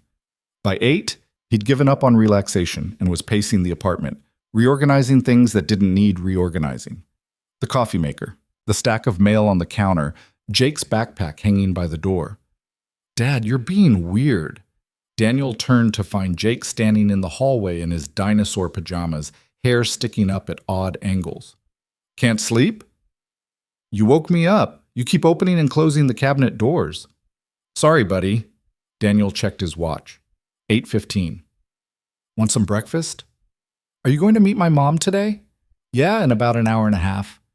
Jake padded into the kitchen and climbed onto one of the chairs. What are you going to say to her? I don't know yet. Probably start with hello. That's a good start. Then what? Then I guess I'll ask her why she wants to see you now after all this time. What if she says she made a mistake? Daniel sat down across from his son. Then I'll ask her what's different now. What makes her think she won't make the same mistake again? And if she has a good answer, then maybe, and this is a big maybe, we'll talk about you meeting her. But only if you want to. This is your choice too, Jake. You get a say in this. Jake picked at the placemat in front of him. I think I want to meet her, just to see what she's like. Is that bad? No, kiddo, that's not bad at all. It's normal to be curious. But I'm not going to call her mom. You said I get to decide that too, right? Right. You can call her Sarah if you want, or nothing at all if that feels better. Okay? Jake hopped down from the chair. Can I have Lucky Charms for breakfast? Just like that, the heavy conversation was over and they were back to negotiating sugar cereal. Daniel made Jake eat a banana alongside the Lucky Charms and forced himself to choke down some toast he didn't want. At 9:30, Meredith arrived to watch Jake while Daniel went to the cafe. You look like you're about to face a firing squad, she said at the door. Feels about right. Daniel grabbed his jacket from the hook. Jake, be good for Aunt Meredith. I'm always good. That's debatable, Meredith said, ruffling Jake's hair. Daniel drove to the grind with his hands gripping the steering wheel too tightly. The cafe was one of those trendy places with exposed brick and mismatched furniture and a chalkboard menu that changed daily. Sarah had always loved places like this. She used to drag him to every new coffee shop that opened, critiquing their pour-over techniques and rating their pastries. He arrived 10 minutes early and sat in his car, watching people come and go through the front entrance. Students with laptops, young couples holding hands, an old man reading the newspaper. Normal people living normal lives, unaware that Daniel's carefully constructed world was about to get complicated. At 9:58, he forced himself out of the car and walked inside. Sarah was already there, sitting at a corner table near the window. She looked different, older, obviously, but also more put together than he remembered. Her hair was shorter, cut in a sleek bob that framed her face. She wore a gray sweater and jeans and minimal makeup. When she saw him, she stood up, her hands fidgeting with her coffee cup. Daniel, hi, thank you for coming. Sarah. They stood there awkwardly for a moment before Sarah gestured to the empty chair across from her. Please, sit. Can I get you something? Coffee? I'm fine. He sat down and she sat down, and for a few seconds neither of them spoke. Sarah looked nervous. Her fingers were still fiddling with the coffee cup, and she kept glancing at him and then away, like she couldn't quite hold his gaze. You look good, she said finally. Older, but good. It's been 4 years. People tend to age. Right, of course. She took a breath. I know this is weird. I know I have no right to ask you for anything. But I wanted to see you in person, to explain… Explain what, Sarah? Why you walked out on your 2-year-old son? Why you signed away your parental rights? Why you're suddenly back after 4 years of silence? She flinched. All of that. I want to explain all of that. Daniel leaned back in his chair and crossed his arms. I'm listening. Sarah wrapped both hands around her coffee cup like she was trying to draw warmth from it. When I left, I was drowning. I know that sounds dramatic, but that's what it felt like. Every day I woke up and felt like I was suffocating under the weight of being a wife and a mother. I loved you. I loved Jake. But I didn't know how to be the person you both needed me to be. So you ran away. I did. And I'm not proud of that. But at the time, it felt like the only option. Like if I stayed, I would destroy all of us. You destroyed Jake anyway. Do you have any idea what it's been like trying to explain to a 6-year-old why his mother doesn't want him? I never said I didn't want him. You gave up your parental rights, Sarah. Legally, permanently. That's about as clear a statement as it gets. Her eyes filled with tears. I thought it would be easier for both of you if I just disappeared completely. No custody battles, no confusion, just a clean break. Well, congratulations, it worked. Jake barely remembers you. I know, and that's my fault. I own that. She wiped at her eyes with the back of her hand. But I've been in therapy for the past 2 years. Real therapy. not just someone telling me what I want to hear. And I've been working through why I made the choices I made, why I felt so overwhelmed, why I couldn't ask for help instead of just leaving. And what did you figure out? That I had severe postpartum depression that went untreated because I was too ashamed to admit I was struggling. That I grew up with a mother who made parenting look effortless, and when I couldn't do the same, I thought it meant I was broken. That I was so terrified of failing that I sabotaged everything before it could fall apart on its own. Daniel stared at her. You're telling me this was all because of postpartum depression? Not all of it, but a lot of it, yes. And I know that doesn't excuse what I did. It doesn't erase the damage or make it okay, but it's the truth. Why didn't you tell me you were struggling? I would have helped you. We could have figured it out together. Because I didn't know how to ask. Every time I tried to say something, it came out wrong, or you were stressed about work, or Jake needed something and I couldn't find the words. So I kept pretending everything was fine until I couldn't pretend anymore. Daniel rubbed his face with both hands. This was exactly what he'd been afraid of, that she would have explanations that made sense, that she would make him understand, that she would complicate the simple narrative he'd built where she was the villain and he was the victim. Why now? He asked. Why come back after all this time? Because I've spent 4 years trying to become the person I should have been. I got help. I got medication. I learned how to function like an adult instead of running away when things get hard. And I hoped, that maybe I could have a chance to know my son. Not to replace you or disrupt his life, just to be part of it in whatever small way you'll allow. You signed away your rights, Sarah. Even if I wanted to let you see him, legally you have no claim. I know, I'm not asking for custody or visitation or anything formal. I'm just asking for a chance to meet him, to apologize, to let him know that I didn't leave because of him. Daniel looked out the window at the street beyond. A young mother was pushing a stroller past the cafe, her toddler walking beside her holding her hand. It looked so simple from the outside, so easy. He asked me this morning if he could meet you, Daniel said quietly. Sarah's breath caught. He did? Yeah, he said he wants to know what you're like. And what did you say? That it was his choice, that I wouldn't force him either way. Daniel turned back to look at her. But here's the thing, Sarah. If you're going to be part of his life, even in a small way, you have to be all in. You can't show up for a few weeks and then disappear again when it gets complicated. He's 6 years old. He doesn't understand the nuances of postpartum depression or personal growth. He just knows that his mom left and didn't come back. I understand. Do you? Because it's easy to say you've changed. It's a lot harder to actually show up day after day when things are messy and difficult and not what you imagined. I'm not expecting it to be easy. I know I have to earn this. Earn his trust. Earn your trust. Daniel leaned forward, his elbows on the table. If I let you meet him, it's going to be on my terms. Supervised visits, no promises about the future, no telling him you're back in his life permanently until you've proven you can handle this. And if at any point I think this is hurting him more than helping him, it's over. No arguments, no negotiations, done. I can live with that. And you need to understand that I'm his father, not co-parent, not equal partner, me. I've been there for every scraped knee and bad dream and parent-teacher conference. I've earned that role. You're starting from scratch. I know, and I respect that. Daniel studied her face, looking for any sign of doubt or hesitation. But all he saw was something that looked like genuine regret. I need to talk to Jake first, he said. Make sure he really wants this. And if he does, we'll start small.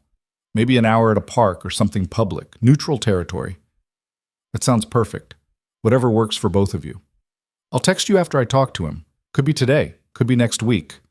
I'm not putting a timeline on this. I understand. Sarah reached across the table like she might touch his hand, then thought better of it and pulled back. Thank you, Daniel, for even considering this. I know I don't deserve it. You're right, you don't. But Jake does. He deserves the chance to make his own choice about whether he wants to know you. He stood up, suddenly desperate to get out of the cafe and back to the simplicity of his apartment, where things made sense. Daniel, wait. He paused. How is he, really? Despite everything, the anger, the resentment, the years of managing alone, Daniel felt something soften in his chest. Because underneath all the hurt, there was still the memory of the Sarah he'd married. The woman who used to laugh at his terrible jokes and fall asleep during movies and make elaborate breakfast spreads on Sunday mornings. "He's incredible," Daniel said quietly. "He's smart and funny and kind. He worries too much about things that aren't his responsibility, which he gets from me. He's obsessed with dinosaurs and Legos, and he's terrible at math, but refuses to admit it. He's the best thing that's ever happened to me." Sarah's tears spilled over. "I'm so glad he has you." "Yeah, me too." Daniel left the cafe without looking back. He sat in his car for a few minutes, trying to process what had just happened. Sarah looked different, sounded different. Maybe she really had changed, or maybe she was just better at hiding the cracks. His phone buzzed. A text from Ivy. "How'd it go? Do I need to bring ice cream and terrible movies?" "Survived. Heading home now." "That good, huh?" "I'll fill you in later. Thanks for checking in." "Anytime. Literally anytime. I have no life." Daniel smiled and started the car. When he got back to the apartment, Meredith and Jake were in the living room building an elaborate Lego city that covered most of the floor. "How'd it go?" Meredith asked, looking up from the spaceship she was assembling. "Can we talk later?" Daniel glanced meaningfully at Jake. "Sure, I should head out anyway." She stood up and ruffled Jake's hair. "See you Monday, kiddo." "Bye, Aunt Meredith." After she left, Daniel sat down on the floor next to Jake and picked up a handful of Lego bricks. "So, I met with your mom." Jake's hand stilled. "And?" "And she wants to meet you if you still want to meet her. What's she like?" "She's different than I remembered. She says she's been getting help for some problems she had when you were little. She says she wants to apologize for leaving." "Does she seem nice?" Daniel thought about it. "She seems sad and sorry, but whether she's nice or not, I guess you'd have to decide that for yourself." "Where would we meet her?" "Probably somewhere like a park. Somewhere we could all go together. I'd be there the whole time." "Would we have to call her Mom?" "No, you can call her Sarah if you want, or nothing at all." Jake was quiet for a long time, stacking Lego bricks into a tower. "I think I want to meet her, but I'm scared." "Scared of what?" "What if she doesn't like me? Or what if I don't like her? Or what if she leaves again?" Daniel pulled Jake into his lap, even though his son was getting too big for this. "Those are all good questions, and I can't promise any of this will be easy, or that it'll turn out the way we hope. But I can promise that no matter what happens with her, you and me, we're solid. Nothing changes that. Got it?" "Got it." "So do you want me to set something up?" Jake nodded against Daniel's chest. "Yeah, I think so." That evening, after Jake was in bed, Daniel texted Sarah. "Jake wants to meet you. How about next Saturday at Riverside Park? 2 p.m. We'll keep it to an hour." Her response came immediately. "Yes, thank you. I'll be there." Then he texted Ivy. "So I'm apparently facilitating a reunion between my ex-wife and the son she abandoned. This seems like it could go terribly wrong in about 100 different ways. Want company? I could lurk in the bushes and intervene if things get weird." "You're not lurking in any bushes." "Fine. I could sit on a bench and pretend to read while I eavesdrop." "Also no. You're no fun. But seriously, how are you feeling about this?" Daniel stared at his phone, trying to find the right words. "Like I'm about to put my kid through something that might hurt him, and I'm not sure if I'm being brave or stupid. Probably both. Most brave things are a little stupid. That's weirdly reassuring. I'm full of weird reassurances. It's my brand." They texted back and forth until Daniel's eyes started to close. Before he fell asleep, Ivy sent one last message. "For what it's worth, I think you're doing the right thing. Jake's lucky to have you looking out for him." "Thanks. That means more than you know." The week leading up to Saturday dragged. Jake alternated between excitement and anxiety, asking questions Daniel didn't always have answers for. What does she look like? What does she like to do? Does she know about Pokemon? Does she have other kids now? Daniel answered what he could and was honest about what he didn't know. At work, he found himself increasingly distracted, going through the motions of his job while his mind spun out worst-case scenarios. Wednesday at lunch, Ivy took one look at him and said, "You need to stop spiraling." "I'm not spiraling. You've been stirring that soup for 5 minutes, and you haven't taken a single bite. That's textbook spiraling." Daniel set down his spoon. What if this is a mistake? What if seeing her messes Jake up more than not seeing her? What if it doesn't? What if it gives him closure? What if it helps him understand that her leaving wasn't about him? Or what if she disappoints him all over again? Then you'll be there to pick up the pieces, like you always are. Ivy reached across the table and tapped his hand. You can't protect him from everything, Daniel. Sometimes the best thing you can do is just be there when things fall apart. When did you get so smart? I told you, expensive therapy. Your therapist is worth every penny. I'll let her know. Thursday evening, Daniel's phone rang. Unknown number. He almost didn't answer, but something made him pick up. Daniel? It's Sarah. I hope it's okay that I'm calling. Is something wrong? No, nothing's wrong. I wanted to ask what Jake likes. I thought maybe I could bring him something on Saturday. Nothing big, just, I don't know, a small gift? Daniel's first instinct was to say no, that she couldn't buy her way into Jake's life. But then he thought about the question underneath the question. Sarah was nervous too. She was trying. He's really into dinosaurs right now, Daniel said. Specifically, velociraptors. He has about 100 toy dinosaurs, but he always wants more. Dinosaurs. Okay, I can work with that. He could hear the relief in her voice. Does he like to read? I remember you used to love reading. Yeah, he's a good reader for his age. We've been working through the Magic Treehouse books. I loved those as a kid. Sarah, about Saturday. I know. I'm not going to overstep. I'm not going to make promises I can't keep. I'm just going to show up and try to be honest with him. That's all I'm asking. After they hung up, Daniel felt some of the tension in his chest ease slightly. Maybe this would be okay. Maybe Sarah really had changed. Maybe Jake would get something good out of this instead of more hurt. Or maybe Daniel was setting everyone up for disaster, and he was too close to the situation to see it clearly. Friday night, he couldn't sleep. He lay in bed staring at the ceiling, running through every possible version of tomorrow's meeting. At 11:30, he gave up and went to the kitchen for water. His phone was on the counter, and before he could think better of it, he called Ivy. She answered on the second ring, her voice thick with sleep. Daniel? What's wrong? Sorry, I didn't mean to wake you. I don't know. I needed to hear another person's voice. It's okay. What's going on? Tomorrow. I keep thinking about all the ways this could go wrong. Tell me the worst thing that could happen. Sarah says something that hurts Jake, or she makes promises she won't keep, or Jake gets attached, and then she disappears again. Okay. And what would you do if any of those things happened? I'd end the visit, take Jake home, help him process it. So you have a plan for the worst-case scenario. I guess. Then maybe you can stop imagining it on repeat and trust that you'll handle whatever comes up.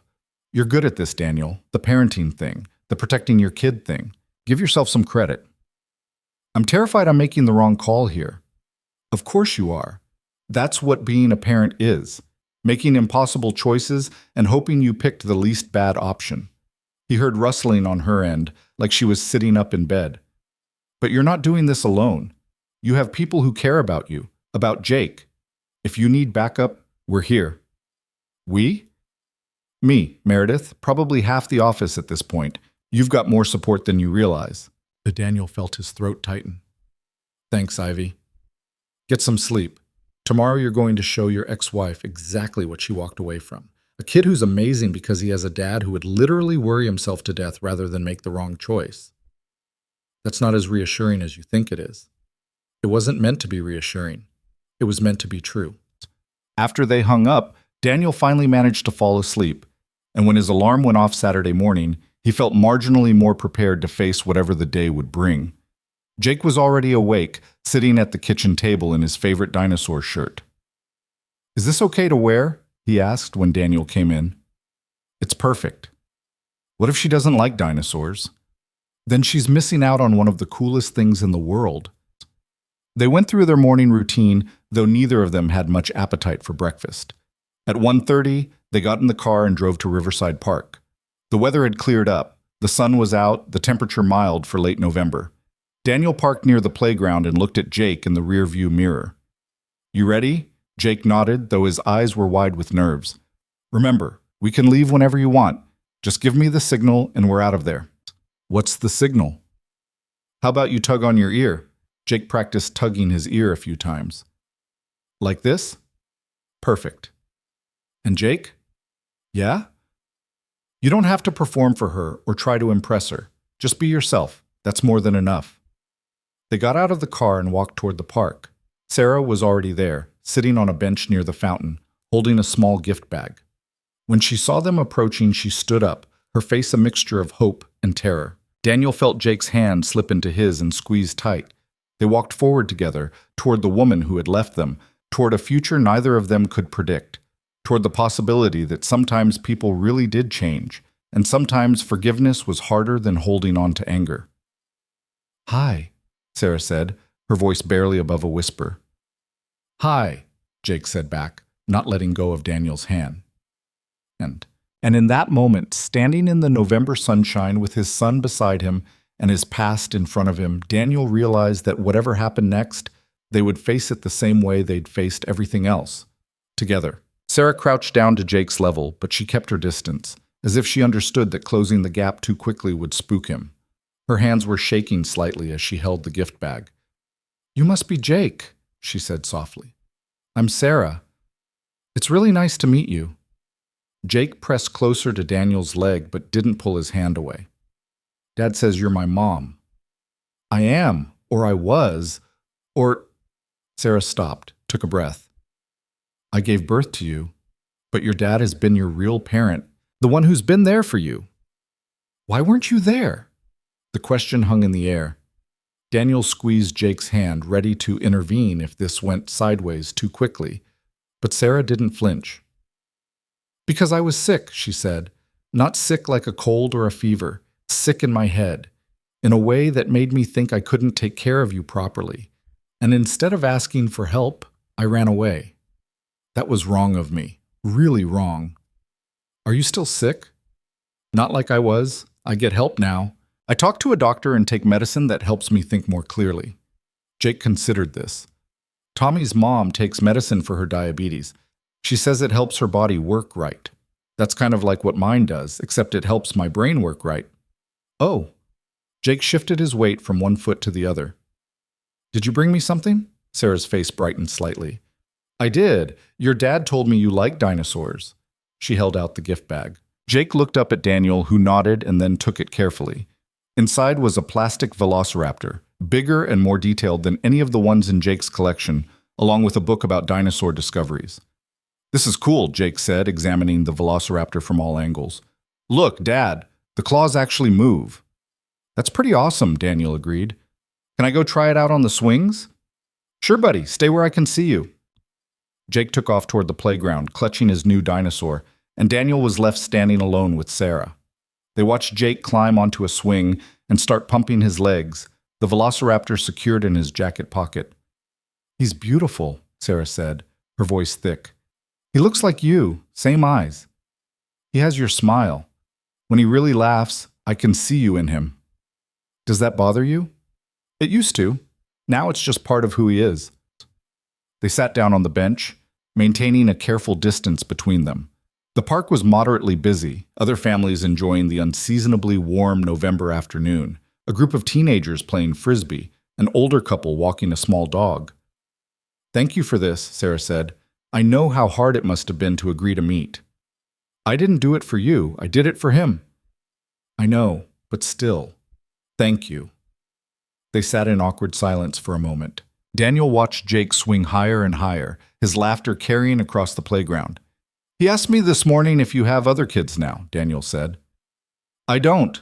I'm not married, not even dating. I've spent the past few years just trying to figure out how to be a functional adult. Where have you been?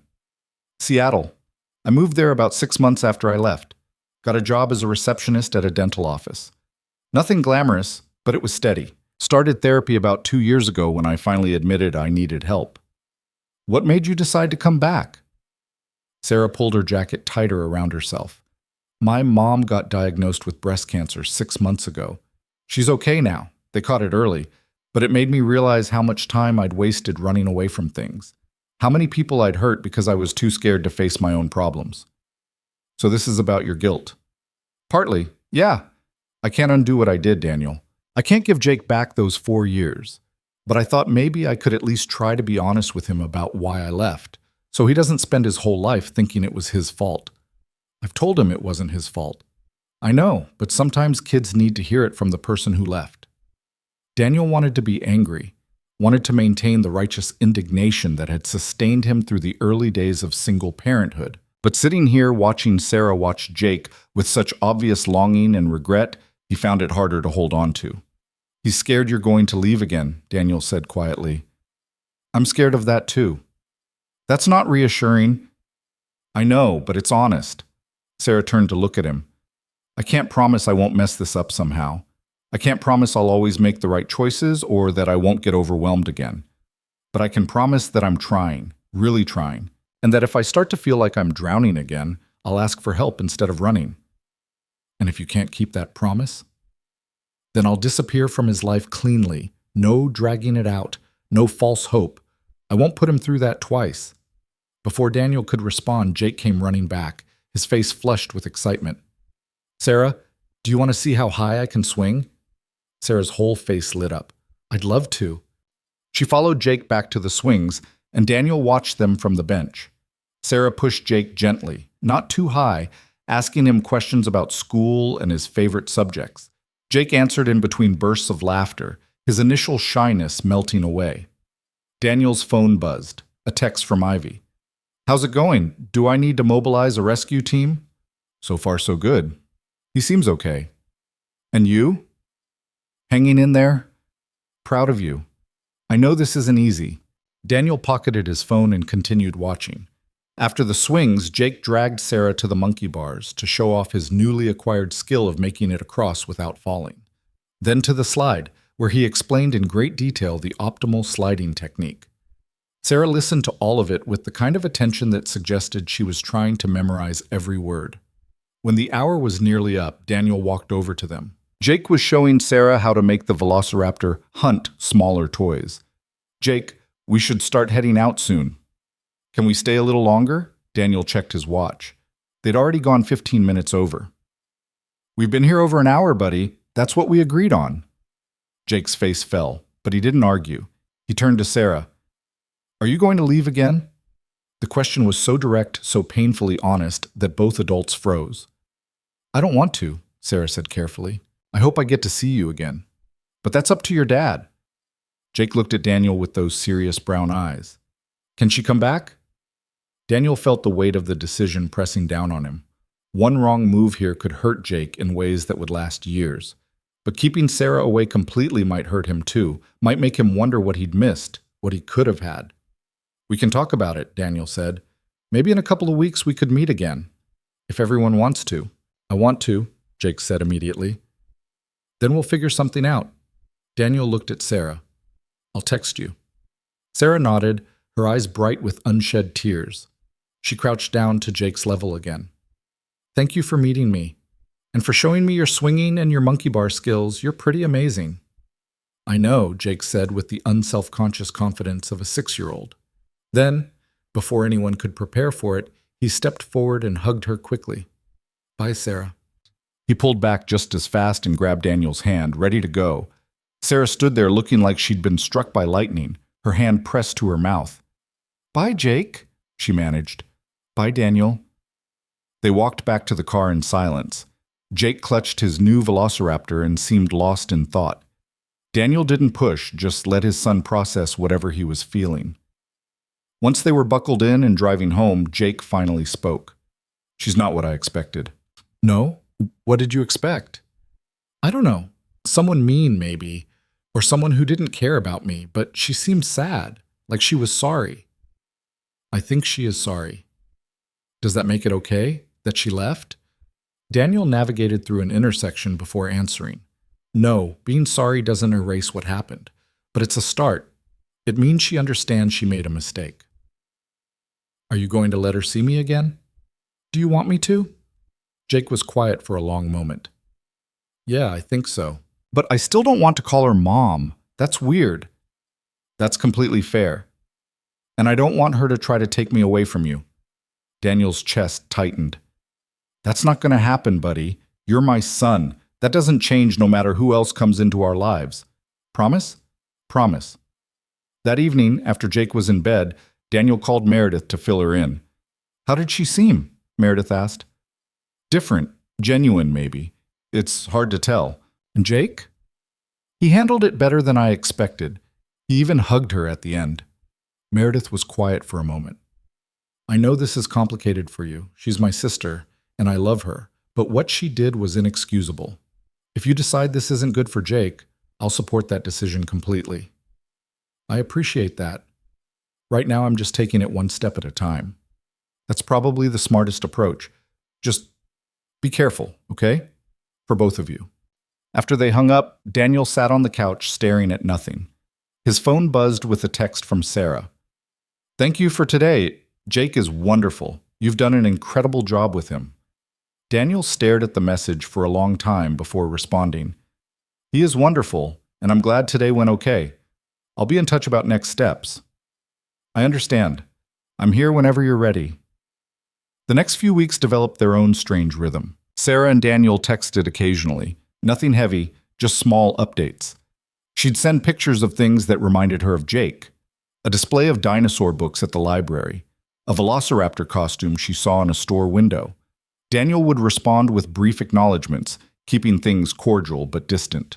At work, the office gossip had shifted to new targets, and lunch with Ivy had become a comfortable constant. She'd regaled him with increasingly ridiculous stories about her roommate's boyfriend's culinary experiments, and he'd shared carefully edited versions of the situation with Sarah. So are you going to let her see him again?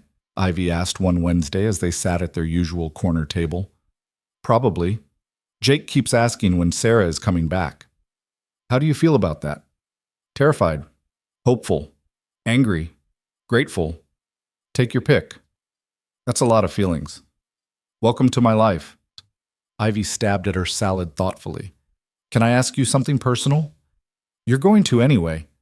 Fair point. Are you keeping her at arm's length because you're worried about Jake or because you're worried about yourself? Daniel set down his sandwich. What's that supposed to mean? Just that you've spent 6 years building walls to keep people out. And now someone from your past is trying to get back in, and you're using Jake as a reason to maintain those walls. That's not what I'm doing. Isn't it? I'm not saying you should forgive her or let her back into your life in any meaningful way. But maybe some of your hesitation isn't about protecting Jake. Maybe it's about protecting yourself from having to trust someone who hurt you. Daniel wanted to argue, but the words stuck in his throat. Because Ivy was right. Part of him was terrified that if he let his guard down with Sarah, she'd hurt him again. Not romantically, that ship had sailed, but by proving that he'd been right to never trust anyone completely. When did you become so insightful? I told you, expensive therapy. Also, I may have been talking about myself as much as you. What do you mean? Ivy pushed her salad around her plate. My roommate's boyfriend asked if I wanted to join them for Thanksgiving. Said they're having a few people over, very casual, and I should come. But I told them I had plans even though I don't. Because the idea of being vulnerable enough to spend a holiday with people who might pity me for being alone feels worse than actually being alone. That's different. Is it though? We're both so scared of getting hurt that we're choosing isolation over connection. I'm not isolated. I have Jake. I have Meredith. I have... Daniel paused. I have you. Do you? Or am I just the person you eat lunch with because it's convenient and safe? The question landed like a punch. Daniel looked at Ivy, really looked at her, and saw something in her expression that he'd been carefully ignoring for weeks. She wasn't just his lunch companion. She'd become someone he thought about when she wasn't around, someone whose texts made him smile, someone whose opinion mattered. You're not convenient, he said quietly, and you're definitely not safe. You ask questions I don't want to answer, and you make me think about things I'd rather avoid. He stopped, suddenly aware that they were in a very public break room surrounded by coworkers. I'm what? You're important. To me. And that scares me more than I want to admit. Ivy's expression softened. Yeah, you're kind of important to me too, which is terrifying because I'm 24 and you have a kid and this whole thing is complicated in about 17 different ways. 17 seems conservative. I was being generous. They sat there in the fluorescent-lit break room, surrounded by the mundane sounds of office life, and something shifted between them. Some invisible line they'd been carefully not crossing suddenly seemed less clear. "So what do we do about this?" Ivy asked. "I have no idea." "That's not reassuring." "Nothing about this is reassuring." "Fair point." Ivy glanced at her phone. "I should get back to work." "But Daniel?" "Yeah?" "I'm not going anywhere. I know that's probably scary given your track record with people staying, but I mean it. I'm here." She left before he could respond, and Daniel sat alone at the wobbly table, feeling like the ground beneath him had shifted in ways he didn't know how to navigate. That evening, after Jake was asleep, Daniel found himself pacing the apartment again. His phone sat on the coffee table, Sarah's last text still unanswered, Ivy's words from lunch echoing in his head. The careful structure he'd built around his life was starting to crack, and he wasn't sure if that was growth or just another disaster waiting to happen. He picked up his phone and called Meredith. "It's late," she said by way of greeting. "This better be good. I think I'm developing feelings for someone." "Ivy from work?" Daniel stopped pacing. "How did you know?" "Because you mention her in literally every conversation we have, and you get this stupid look on your face when you talk about her." "I don't get a stupid look." "You absolutely get a stupid look. It's the same look you used to get when Sarah first started dating you, which, by the way, is probably why you're calling me at 10:30 on a Wednesday night instead of just accepting that you like someone." "This is different from Sarah." "How?" "Because Ivy actually listens when I talk. She asks about Jake without treating him like an inconvenience. She doesn't need me to be anything other than what I am." "So what's the problem?" "The problem is that I'm a 32-year-old single father with enough emotional baggage to fill a cargo plane, and she's a 24-year-old intern who could do so much better than this mess. Have you considered that maybe she doesn't want better? Maybe she wants you?" "That doesn't make sense. Love doesn't make sense, Daniel. That's kind of the whole point." "I didn't say anything about love." "You didn't have to. Look, I'm going to give you the same advice I gave Sarah when she told me she wanted to see Jake. Be honest. With yourself and with her. Figure out what you actually want instead of what you think you should want, and then act like a grown adult and communicate that." "That's terrible advice." "It's excellent advice, and you know it. Now go to sleep and stop calling me with your emotional crises." She hung up before Daniel could argue. He set his phone down and looked around his apartment, the Lego cities covering the floor, the stack of children's books on the coffee table, Jake's backpack hanging by the door. This was his life. Complicated and messy and filled with responsibility. But maybe there was room for something else too. Someone else. He picked up his phone and texted Ivy. "Want to get coffee this weekend? Somewhere that's not the office?" The response came immediately. "Like a date?" "Maybe, if that's okay." "That's very okay." "Saturday?" "Saturday works. I'll need to arrange childcare, but I can make it work. Or we could do something Jake-friendly. I did promise him I'd share my opinions on Pokemon versus Digimon." Daniel smiled. "You sure you want to sign up for that?" "I'm sure I want to spend time with you. The Pokemon debate is just a bonus, and Saturday at 2. Riverside Park?" "It's a date." Daniel set his phone down and went to bed feeling something he hadn't felt in years. Hopeful. Not cautiously hopeful or reluctantly hopeful, just hopeful. The next morning, he woke up to find Jake already awake and sitting at the kitchen table drawing pictures of dinosaurs. "Morning, buddy." "Morning, Dad. Can we see Sarah again soon?" Daniel poured himself coffee and sat down across from his son. "Actually, I was thinking maybe we could meet her next Saturday. How does that sound?" "Good. Can we go back to the park?" "Sure." And actually, Daniel hesitated. "I was also thinking maybe on Saturday, after we see Sarah, you and me and my friend Ivy could hang out for a bit. She really wants to meet you." Jake looked up from his drawing, his expression curious. "Ivy from your work?" "Yeah, we've been having lunch together a lot, and she asked about you, said she'd like to meet you if that's okay with you." "Is she your girlfriend?" The question caught Daniel off guard. We're friends, good friends." "But do you like her? Where did you learn that phrase?" "Tommy says his brother likes a girl likes her, and that means he wants to kiss her and stuff." "Well, that's..." Daniel rubbed his face. "Yes, I think I like her. Is that okay with you? Jake considered this carefully. Does this mean Sarah isn't going to be your girlfriend? Sarah and I are never getting back together. We're just trying to be friendly for your sake. Good, because I don't think I want Sarah to be my mom anyway. Just maybe like a friend who used to be my mom. That sounds like a very mature way to think about it. I'm very mature for my age. Mrs. Peterson says so. She's right about that. So Daniel reached over and ruffled Jake's hair. So it's okay if Ivy comes to hang out with us? Yeah, but if she says Digimon is better than Pokemon, I'm going to have to reconsider. I'll warn her. Saturday arrived with perfect autumn weather, clear skies, mild temperature, leaves turning gold and red. Daniel arranged for Meredith to pick up Jake after the meeting with Sarah, so he could have an hour alone with Ivy first. Then the three of them would meet up at the park. Sarah was already waiting when they arrived, sitting on the same bench as before. This time she'd brought a frisbee, and Jake's face lit up when he saw it. I thought maybe we could play catch, Sarah suggested. I'm not very good at frisbee, Jake admitted. That's okay. Neither am I. We can be bad at it together. They spent the next hour throwing the frisbee wildly in all directions, laughing when it landed in trees or rolled under benches. Daniel watched from his usual spot, and this time he noticed how natural Sarah seemed, more relaxed than their first meeting, less desperate to prove something. When Meredith arrived to pick up Jake, Sarah gave him another quick hug. See you soon?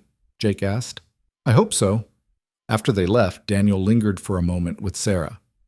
He's warming up to you, Daniel said. I noticed. It's more than I deserve. Maybe, but it's what he needs.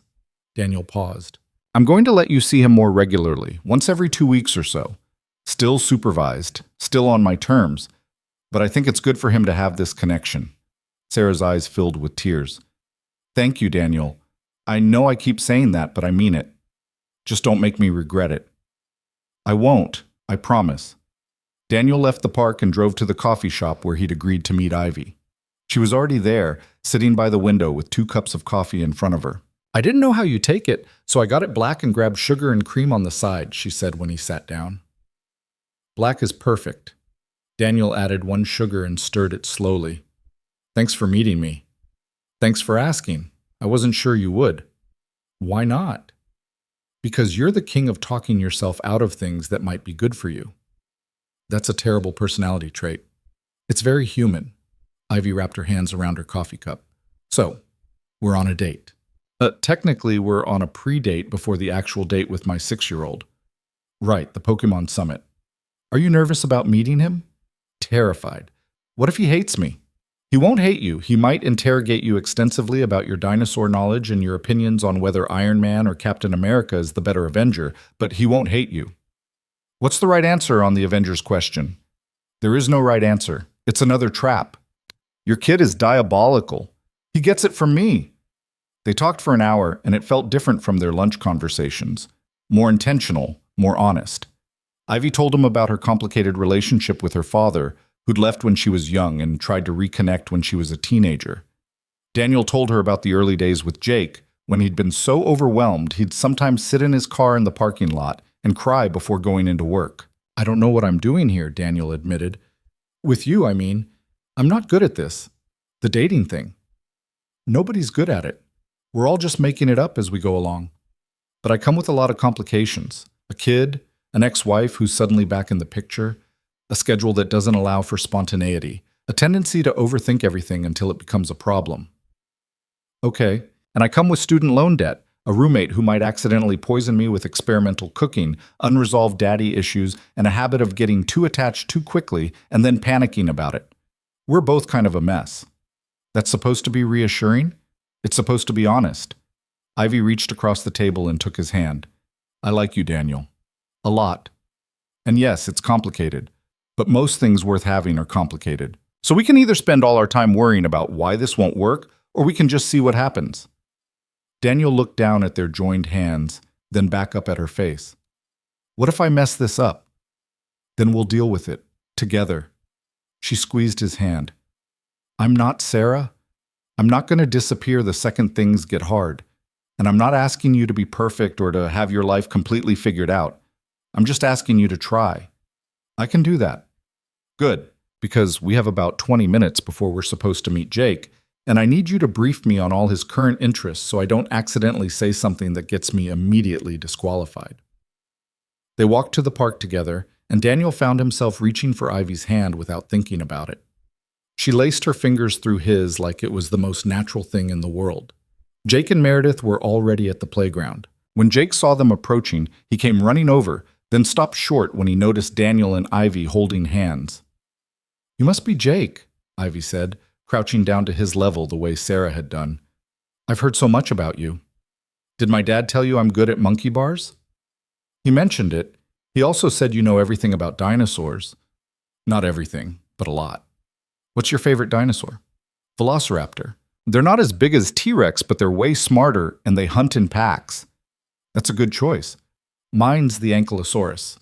Jake's eyes widened. "Really? Most people don't even know about those."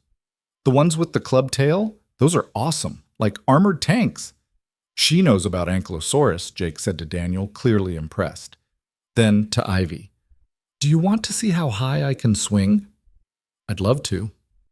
They spent the next hour at the playground. Ivy passed every test Jake threw at her. She knew enough about Pokemon to hold her own, admitted that Captain America and Iron Man both had valid strengths, and didn't flinch when Jake showed her the scar on his knee from falling off his bike last summer.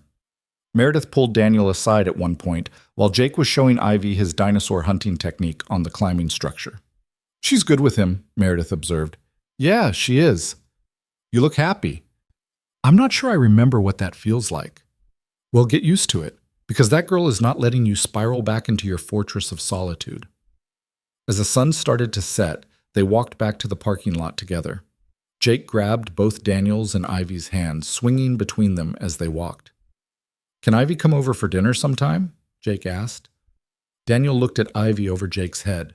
"Would you want to?" "Only if you're making something better than my roommate's experimental cuisine." "I can manage that." "Then yes, I'd love to." That night, after Jake was asleep and Ivy had gone home, Daniel sat on the couch with his phone in his hand. He'd spent 6 years building a life that was safe and predictable. 6 years protecting himself and Jake from anything that might hurt them. 6 years convinced that keeping people at arm's length was the same thing as being strong. But maybe strength wasn't about walls. Maybe it was about having the courage to let people in, even knowing they might hurt you, even knowing that nothing was guaranteed and the future was uncertain. He texted Ivy, "Thank you for today. Jake hasn't stopped talking about how you knew what an ankylosaurus was. I may have done some research beforehand, wanted to make a good impression. You definitely did. On both of us. Good. Because I'd really like to do this again. Dinner next Friday? I'll even cook something that won't give you food poisoning." Setting the bar high. I like it. Daniel smiled and set his phone down. Outside, the world continued on. Cars passing, neighbors coming and going, life happening the way it always did. But inside his apartment, something had changed. The fortress he'd built was still standing, but the gates were open.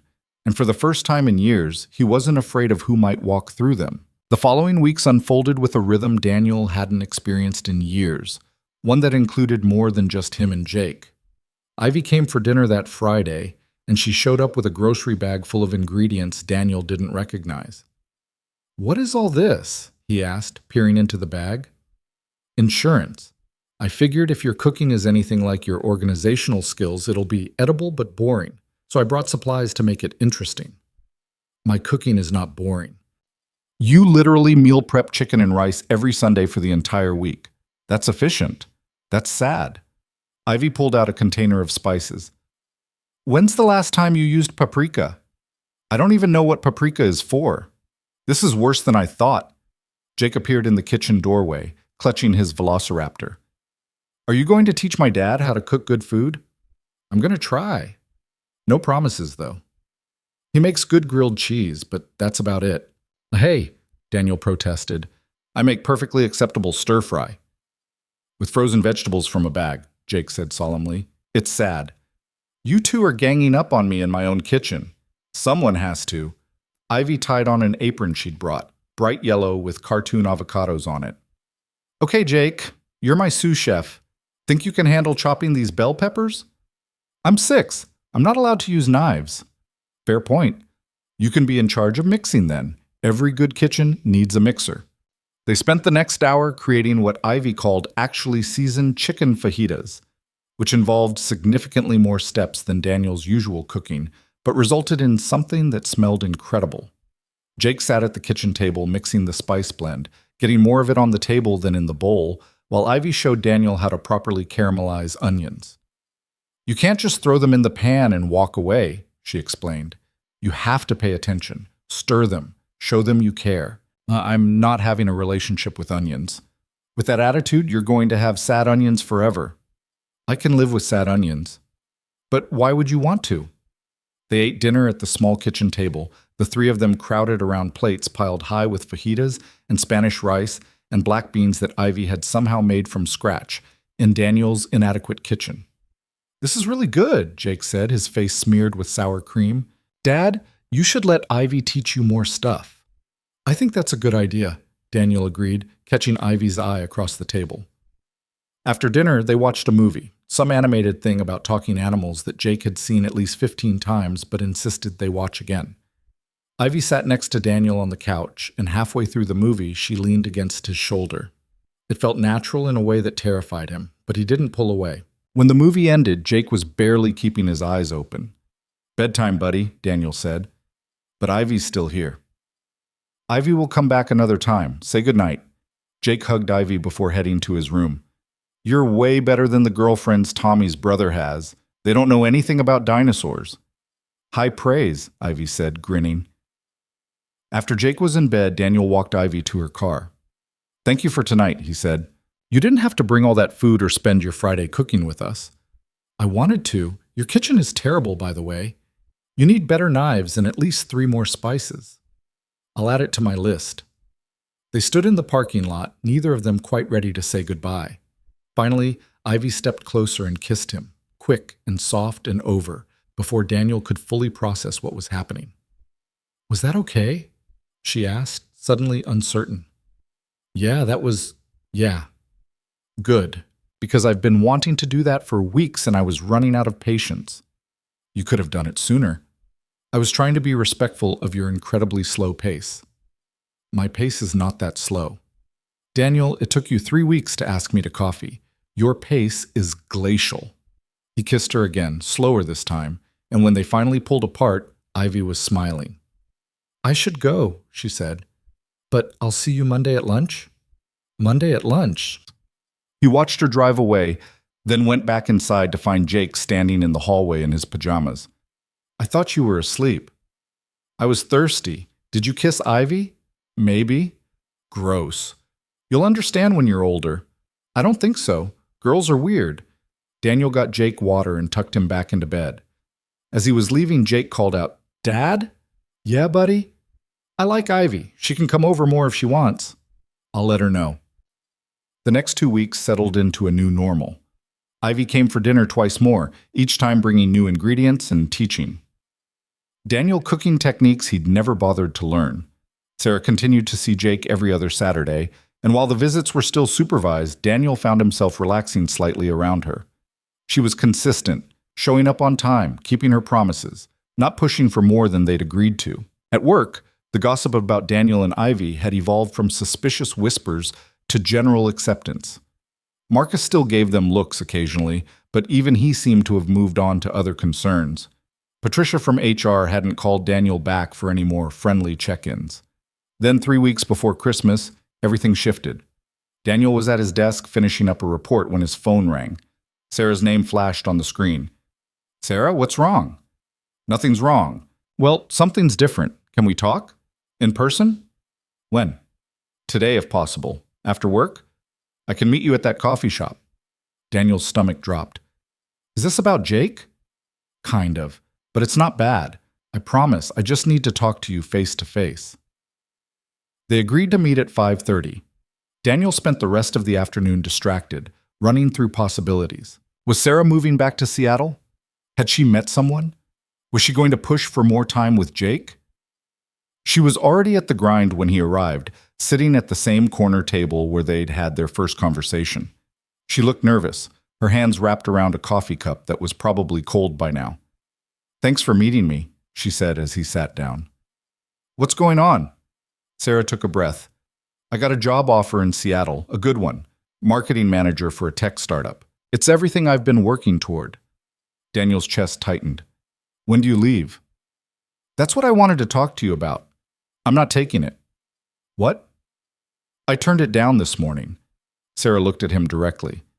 "I've spent the past 2 months getting to know Jake, really know him, and I realize that if I take this job and move across the country, I'm making the same choice I made 4 years ago, choosing my career and my comfort over being part of his life." "Sarah, let me finish.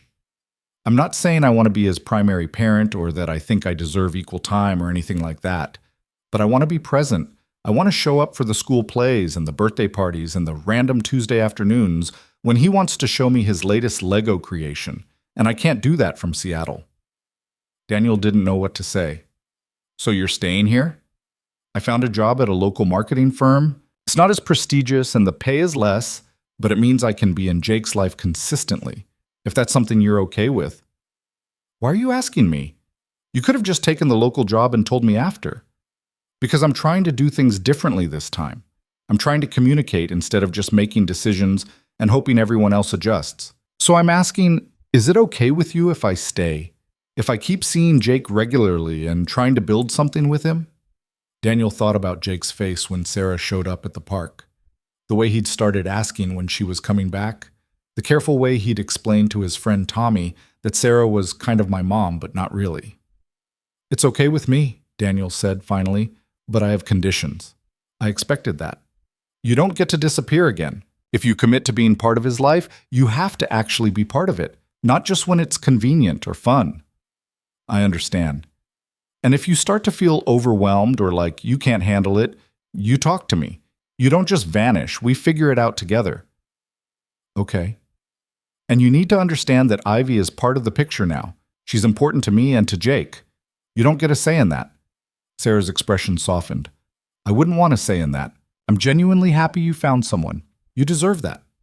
They sat in silence for a moment. Outside, the winter afternoon was fading into evening, streetlights beginning to flicker on. "Can I tell you something?" Sarah asked quietly. "Sure." "Watching you with Jake, seeing what an incredible father you are, it made me realize what I gave up.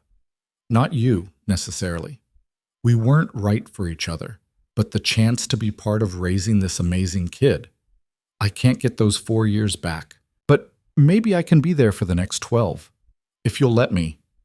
"We'll take it 1 year at a time," Daniel said. "One visit at a time. You show up consistently for 6 months. We can talk about more.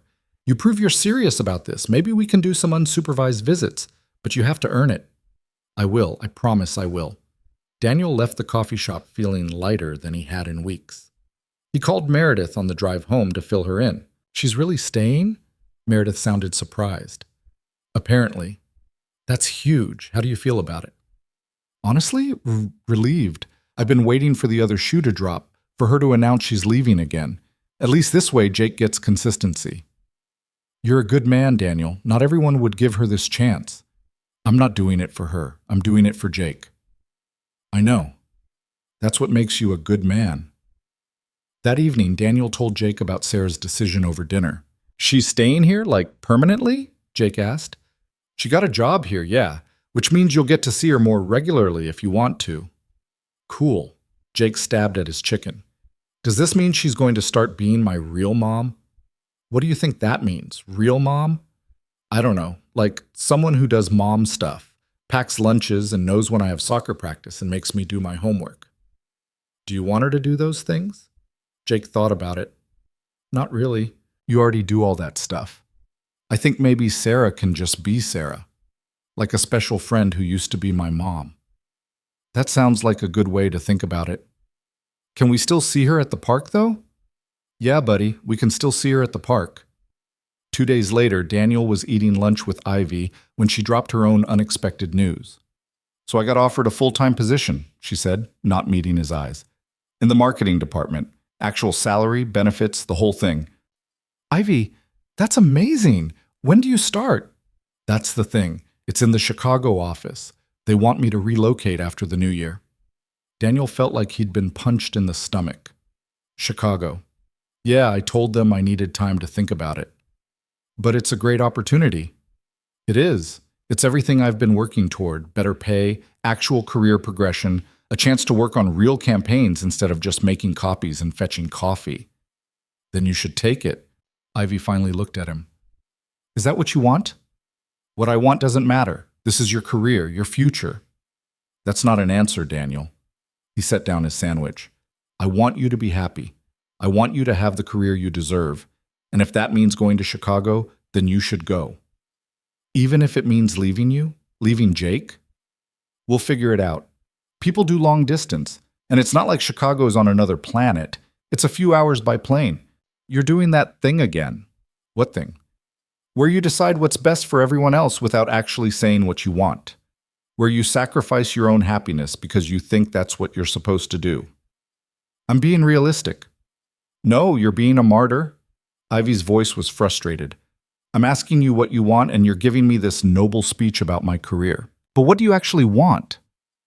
Daniel looked around the break room, the same fluorescent lights, the same wobbly table, the same space where he'd spent countless lunches alone before Ivy showed up and changed everything. I want you to stay, he said quietly. I want you to turn down Chicago and find something here and keep coming over for dinner and teaching me how to cook and making Jake laugh. I want to see where this goes without having to coordinate flights and time zones, but I can't ask you to give up a huge opportunity just because I'm scared of losing you. What if I'm scared too? What if I'm terrified that if I go to Chicago, I'll lose the best thing that's happened to me in years? Then we're both scared. Great. So what do we do about it?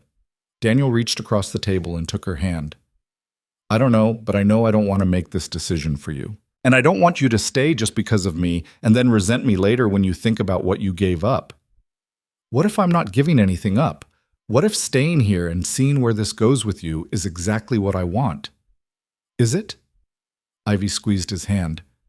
I don't know yet, but I need you to be honest with me about what you want so I can make an actual informed decision instead of just guessing. I want you to stay. I want to introduce you to Jake as my girlfriend instead of my friend. I want to stop being careful and just see what happens when we stop protecting ourselves from getting hurt. That's terrifying, I know, but also kind of perfect. They sat there holding hands across the wobbly table while their lunch got cold, and Daniel felt something shift in his chest, the last piece of the wall he'd built around himself finally crumbling. I'm going to turn down Chicago, Ivy said. Are you sure? No, but I'm sure that I want to find out what happens if I stay. And I can always find another job opportunity. I can't find another you. That's probably the worst decision-making process I've ever heard. Welcome to being in a relationship with me. I make terrible decisions and then defend them aggressively. I'm starting to figure that out.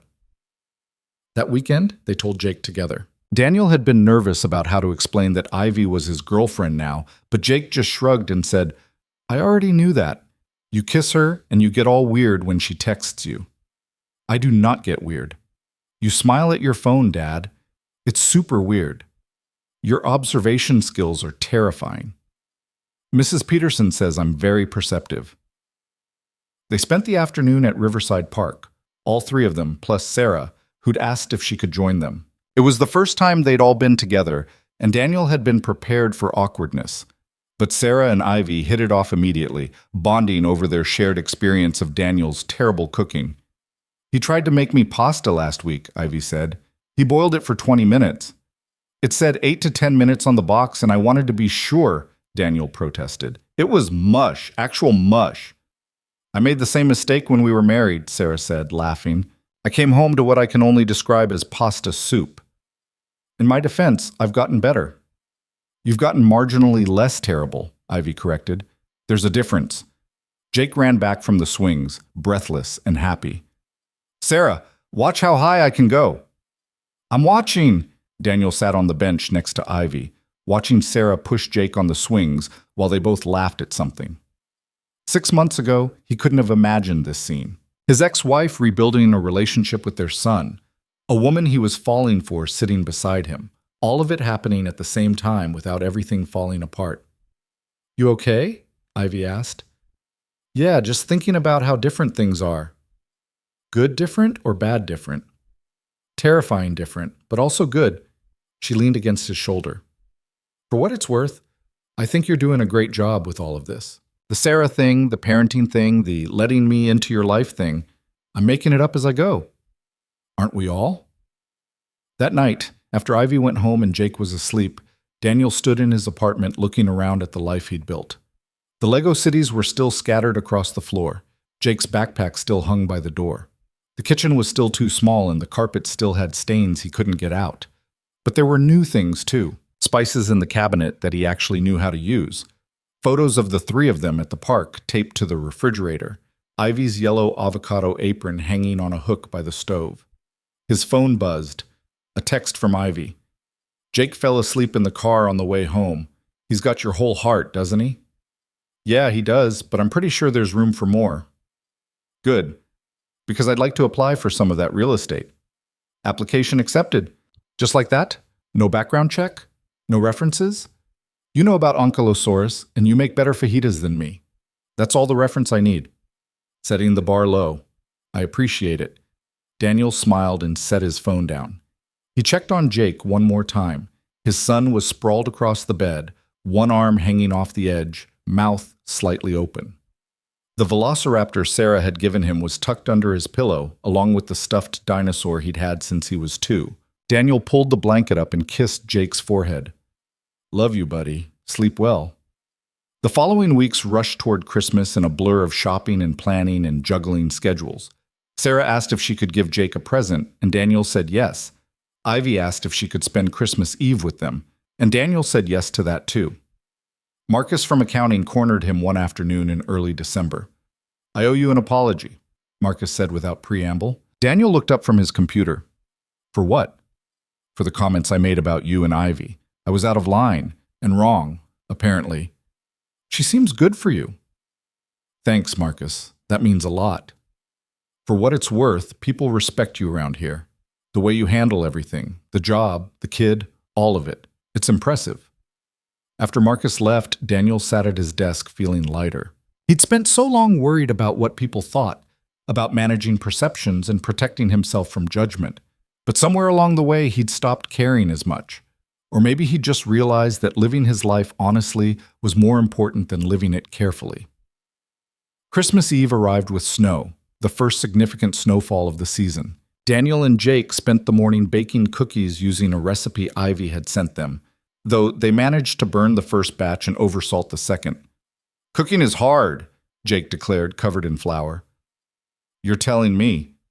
Ivy arrived at 4 with bags of groceries and a determination to salvage their cookie situation.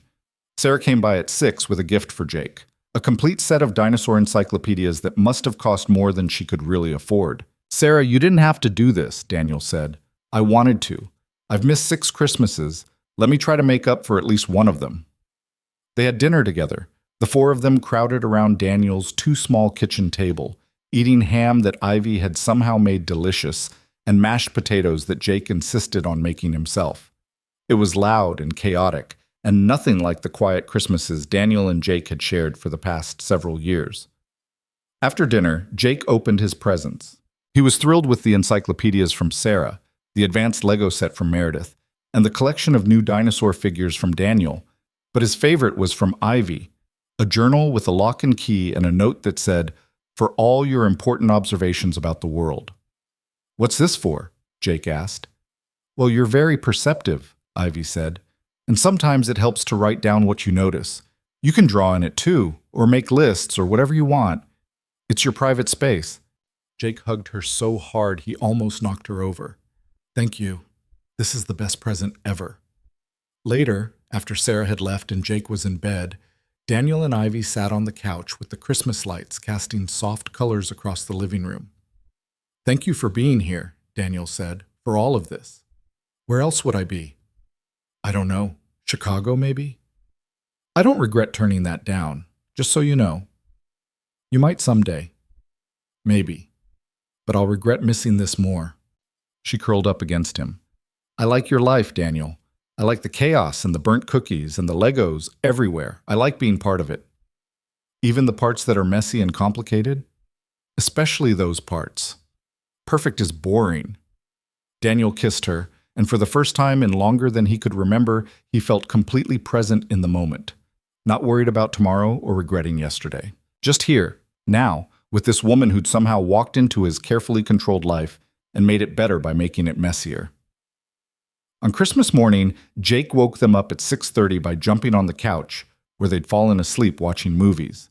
"It's Christmas! Santa came!" Daniel groaned and checked his watch. "Jake, it's barely light out." "But Santa came! There are presents!" They stumbled into the living room to find that Meredith had apparently let herself in at some point during the night and added more presents to the pile under their small tree.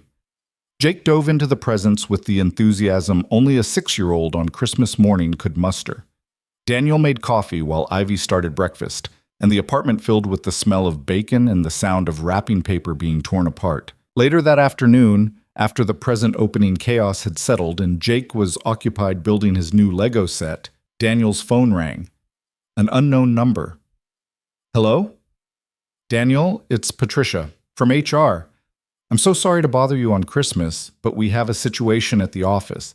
There was a pipe burst in the third-floor break room, and it's flooded into some of the offices. I know you're the facilities manager for that floor. Is there any way you could come help coordinate the cleanup?" Daniel looked at Ivy and Jake at the perfect Christmas afternoon they were having. "I'll be there in 20 minutes. After he hung up, Ivy said, "You have to go?" "Yeah, work emergency. I'm sorry." "Don't apologize. Go take care of it. We'll be here when you get back." "Actually," Jake said, not looking up from his Legos, "can we come with you? I want to see the flood." "And Jake, it's not going to be exciting. It's going to be me coordinating cleanup crews and filling out insurance paperwork." "But we could help. And then we'd all be together instead of you being at work and us being here missing you." Daniel looked at Ivy, who shrugged. "I've got nothing better to do. And I'm curious to see where you spend all day avoiding Marcus." So they all went to the office together. Daniel in his jeans and Christmas sweater, Ivy in her pajama pants and coat, Jake still in his dinosaur pajamas with boots pulled over them. The building was mostly empty except for Patricia and a couple of maintenance workers trying to contain the water damage. "I'm so sorry about this," Patricia said when she saw them. "And you brought your family. I feel terrible." "It's fine. Let's just figure out what needs to be done." They spent the next 2 hours working together. Daniel coordinated with the maintenance crew while Ivy helped document the damage for insurance. Jake mostly stayed out of the way, but he kept Daniel company and asked surprisingly good questions about how buildings were constructed and why pipes burst. By the time they left, it was dark outside and they were all exhausted. They picked up Chinese food on the way home and ate it straight from the containers while watching Christmas movies. Neither Jake nor Daniel had wanted to admit they'd already seen 3 times this season. "This is maybe the weirdest Christmas I've ever had," Ivy said, using chopsticks to steal noodles from Daniel's container. "Weird good or weird bad?" "Weird perfect." That night, after Jake was finally asleep and Ivy was gathering her things to leave, she paused at the door.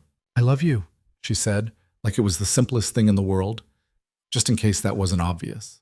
Daniel felt his throat tighten. "I love you too," which is terrifying because I haven't said that to anyone except Jake in about 6 years. "How does it feel?" "Like jumping off a cliff and hoping someone catches me." "I'll catch you, I promise." She kissed him and left, and Daniel stood in the doorway watching her walk to her car, feeling like his life had split into 2 distinct chapters, before and after. Before he'd been protecting himself. After he was living. The next few months settled into a rhythm that felt almost normal. Sarah saw Jake every other weekend and occasional weeknights. Ivy became a fixture at their apartment. Her toothbrush appeared in the bathroom. Her coffee creamer took up residence in the refrigerator. Her cooking supplies gradually took over Daniel's inadequate kitchen. In March, Jake's school called to say he'd gotten in a fight on the playground. Daniel left work early to pick him up, his stomach churning with worry. Jake sat in the principal's office with a split lip and tear-stained cheeks. "What happened?" Daniel asked once they were in the car. "Tommy said Sarah wasn't really my mom because she left me. He said only bad moms leave their kids." Daniel pulled over into a parking lot and turned to face Jake. "And what did you say?" "I said she was sick and she got better and now she's back. And that she's trying really hard to be a good mom now even if she wasn't before. But Tommy said that was stupid And that's when I hit him. Jake, you can't hit people. I know, but I was so mad, Dad. He was saying mean things about Sarah, and I couldn't stop myself. Daniel pulled Jake into an awkward hug across the center console. I'm glad you defended Sarah, but we use words, not fists, even when we're really angry. I know. I'm sorry. We'll talk about consequences when we get home. But Jake, I'm proud of you for standing up for her. That took courage. That evening, Daniel called Sarah to tell her what had happened. He defended me? Her voice was thick with emotion. Yeah, got himself a 3-day suspension for it, but yeah. Can I talk to him? Daniel handed the phone to Jake, who explained the whole situation again in dramatic detail. When he was done, Sarah said something that made Jake smile, the first real smile since the incident. She says she's proud of me too, Jake reported after hanging up. But that next time I should tell a teacher instead of punching people. Your Sarah's a smart woman. She's getting there. By summer, things had shifted in ways Daniel hadn't anticipated.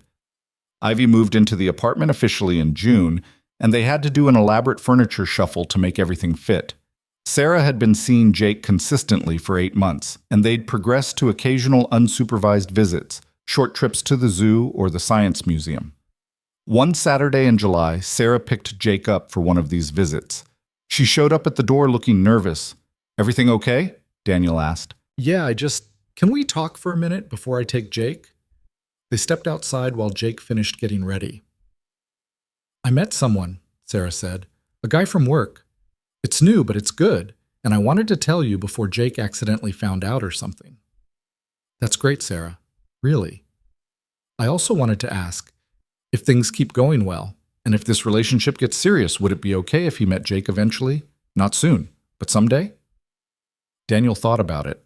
6 months ago, the question would have sent him into a spiral of anxiety. But now, with Ivy asleep in his bed and Jake happy and well-adjusted, it felt less threatening. If things get serious and you've been together for a while, we can talk about it. But Sarah? Take it slow. Jake's been through enough changes. I will, I promise. She left with Jake, and Daniel went back inside to find Ivy making coffee.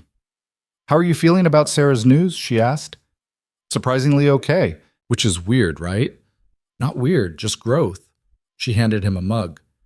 You've spent the past year learning to trust people again. Sarah, me, even yourself. Of course you're handling it better. When did you get so wise? I keep telling you. Therapy. That afternoon, while Jake was out with Sarah, Daniel and Ivy went to the park. Just the two of them. They found a quiet spot by the fountain and sat watching families play. Dogs chase frisbees. Couples walk hand in hand. I've been thinking about something, Ivy said. Should I be worried? Probably. I've been thinking about going back to school, getting my doctorate in marketing psychology. That's incredible. When would you start? Fall semester, if I can get everything together in time. It would mean classes 2 nights a week and a lot of homework, and I'd probably be stressed and tired all the time. You're already stressed and tired all the time. At least this way, you'd be working towards something. You sure you can handle that? Jake? Work? Me being even more of a mess than usual? Daniel pulled her close. I can handle anything as long as you're in it with me. That's disgustingly romantic. I'm a disgustingly romantic person now, apparently. I've created a monster. They sat there as the afternoon faded into evening, and Daniel thought about how different his life looked now compared to a year ago. Then, he'd been alone, managing everything by himself, convinced that self-sufficiency was the same thing as strength. Now his apartment was crowded with Ivy's textbooks and cooking equipment. His ex-wife was dating someone and rebuilding a relationship with their son.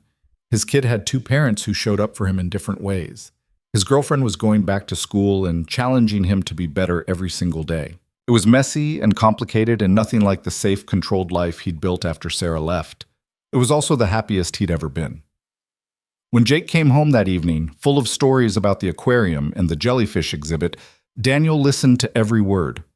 After dinner, the 3 of them sat on the floor building an elaborate Lego city, while Jake narrated an intricate story about dinosaurs invading a modern metropolis.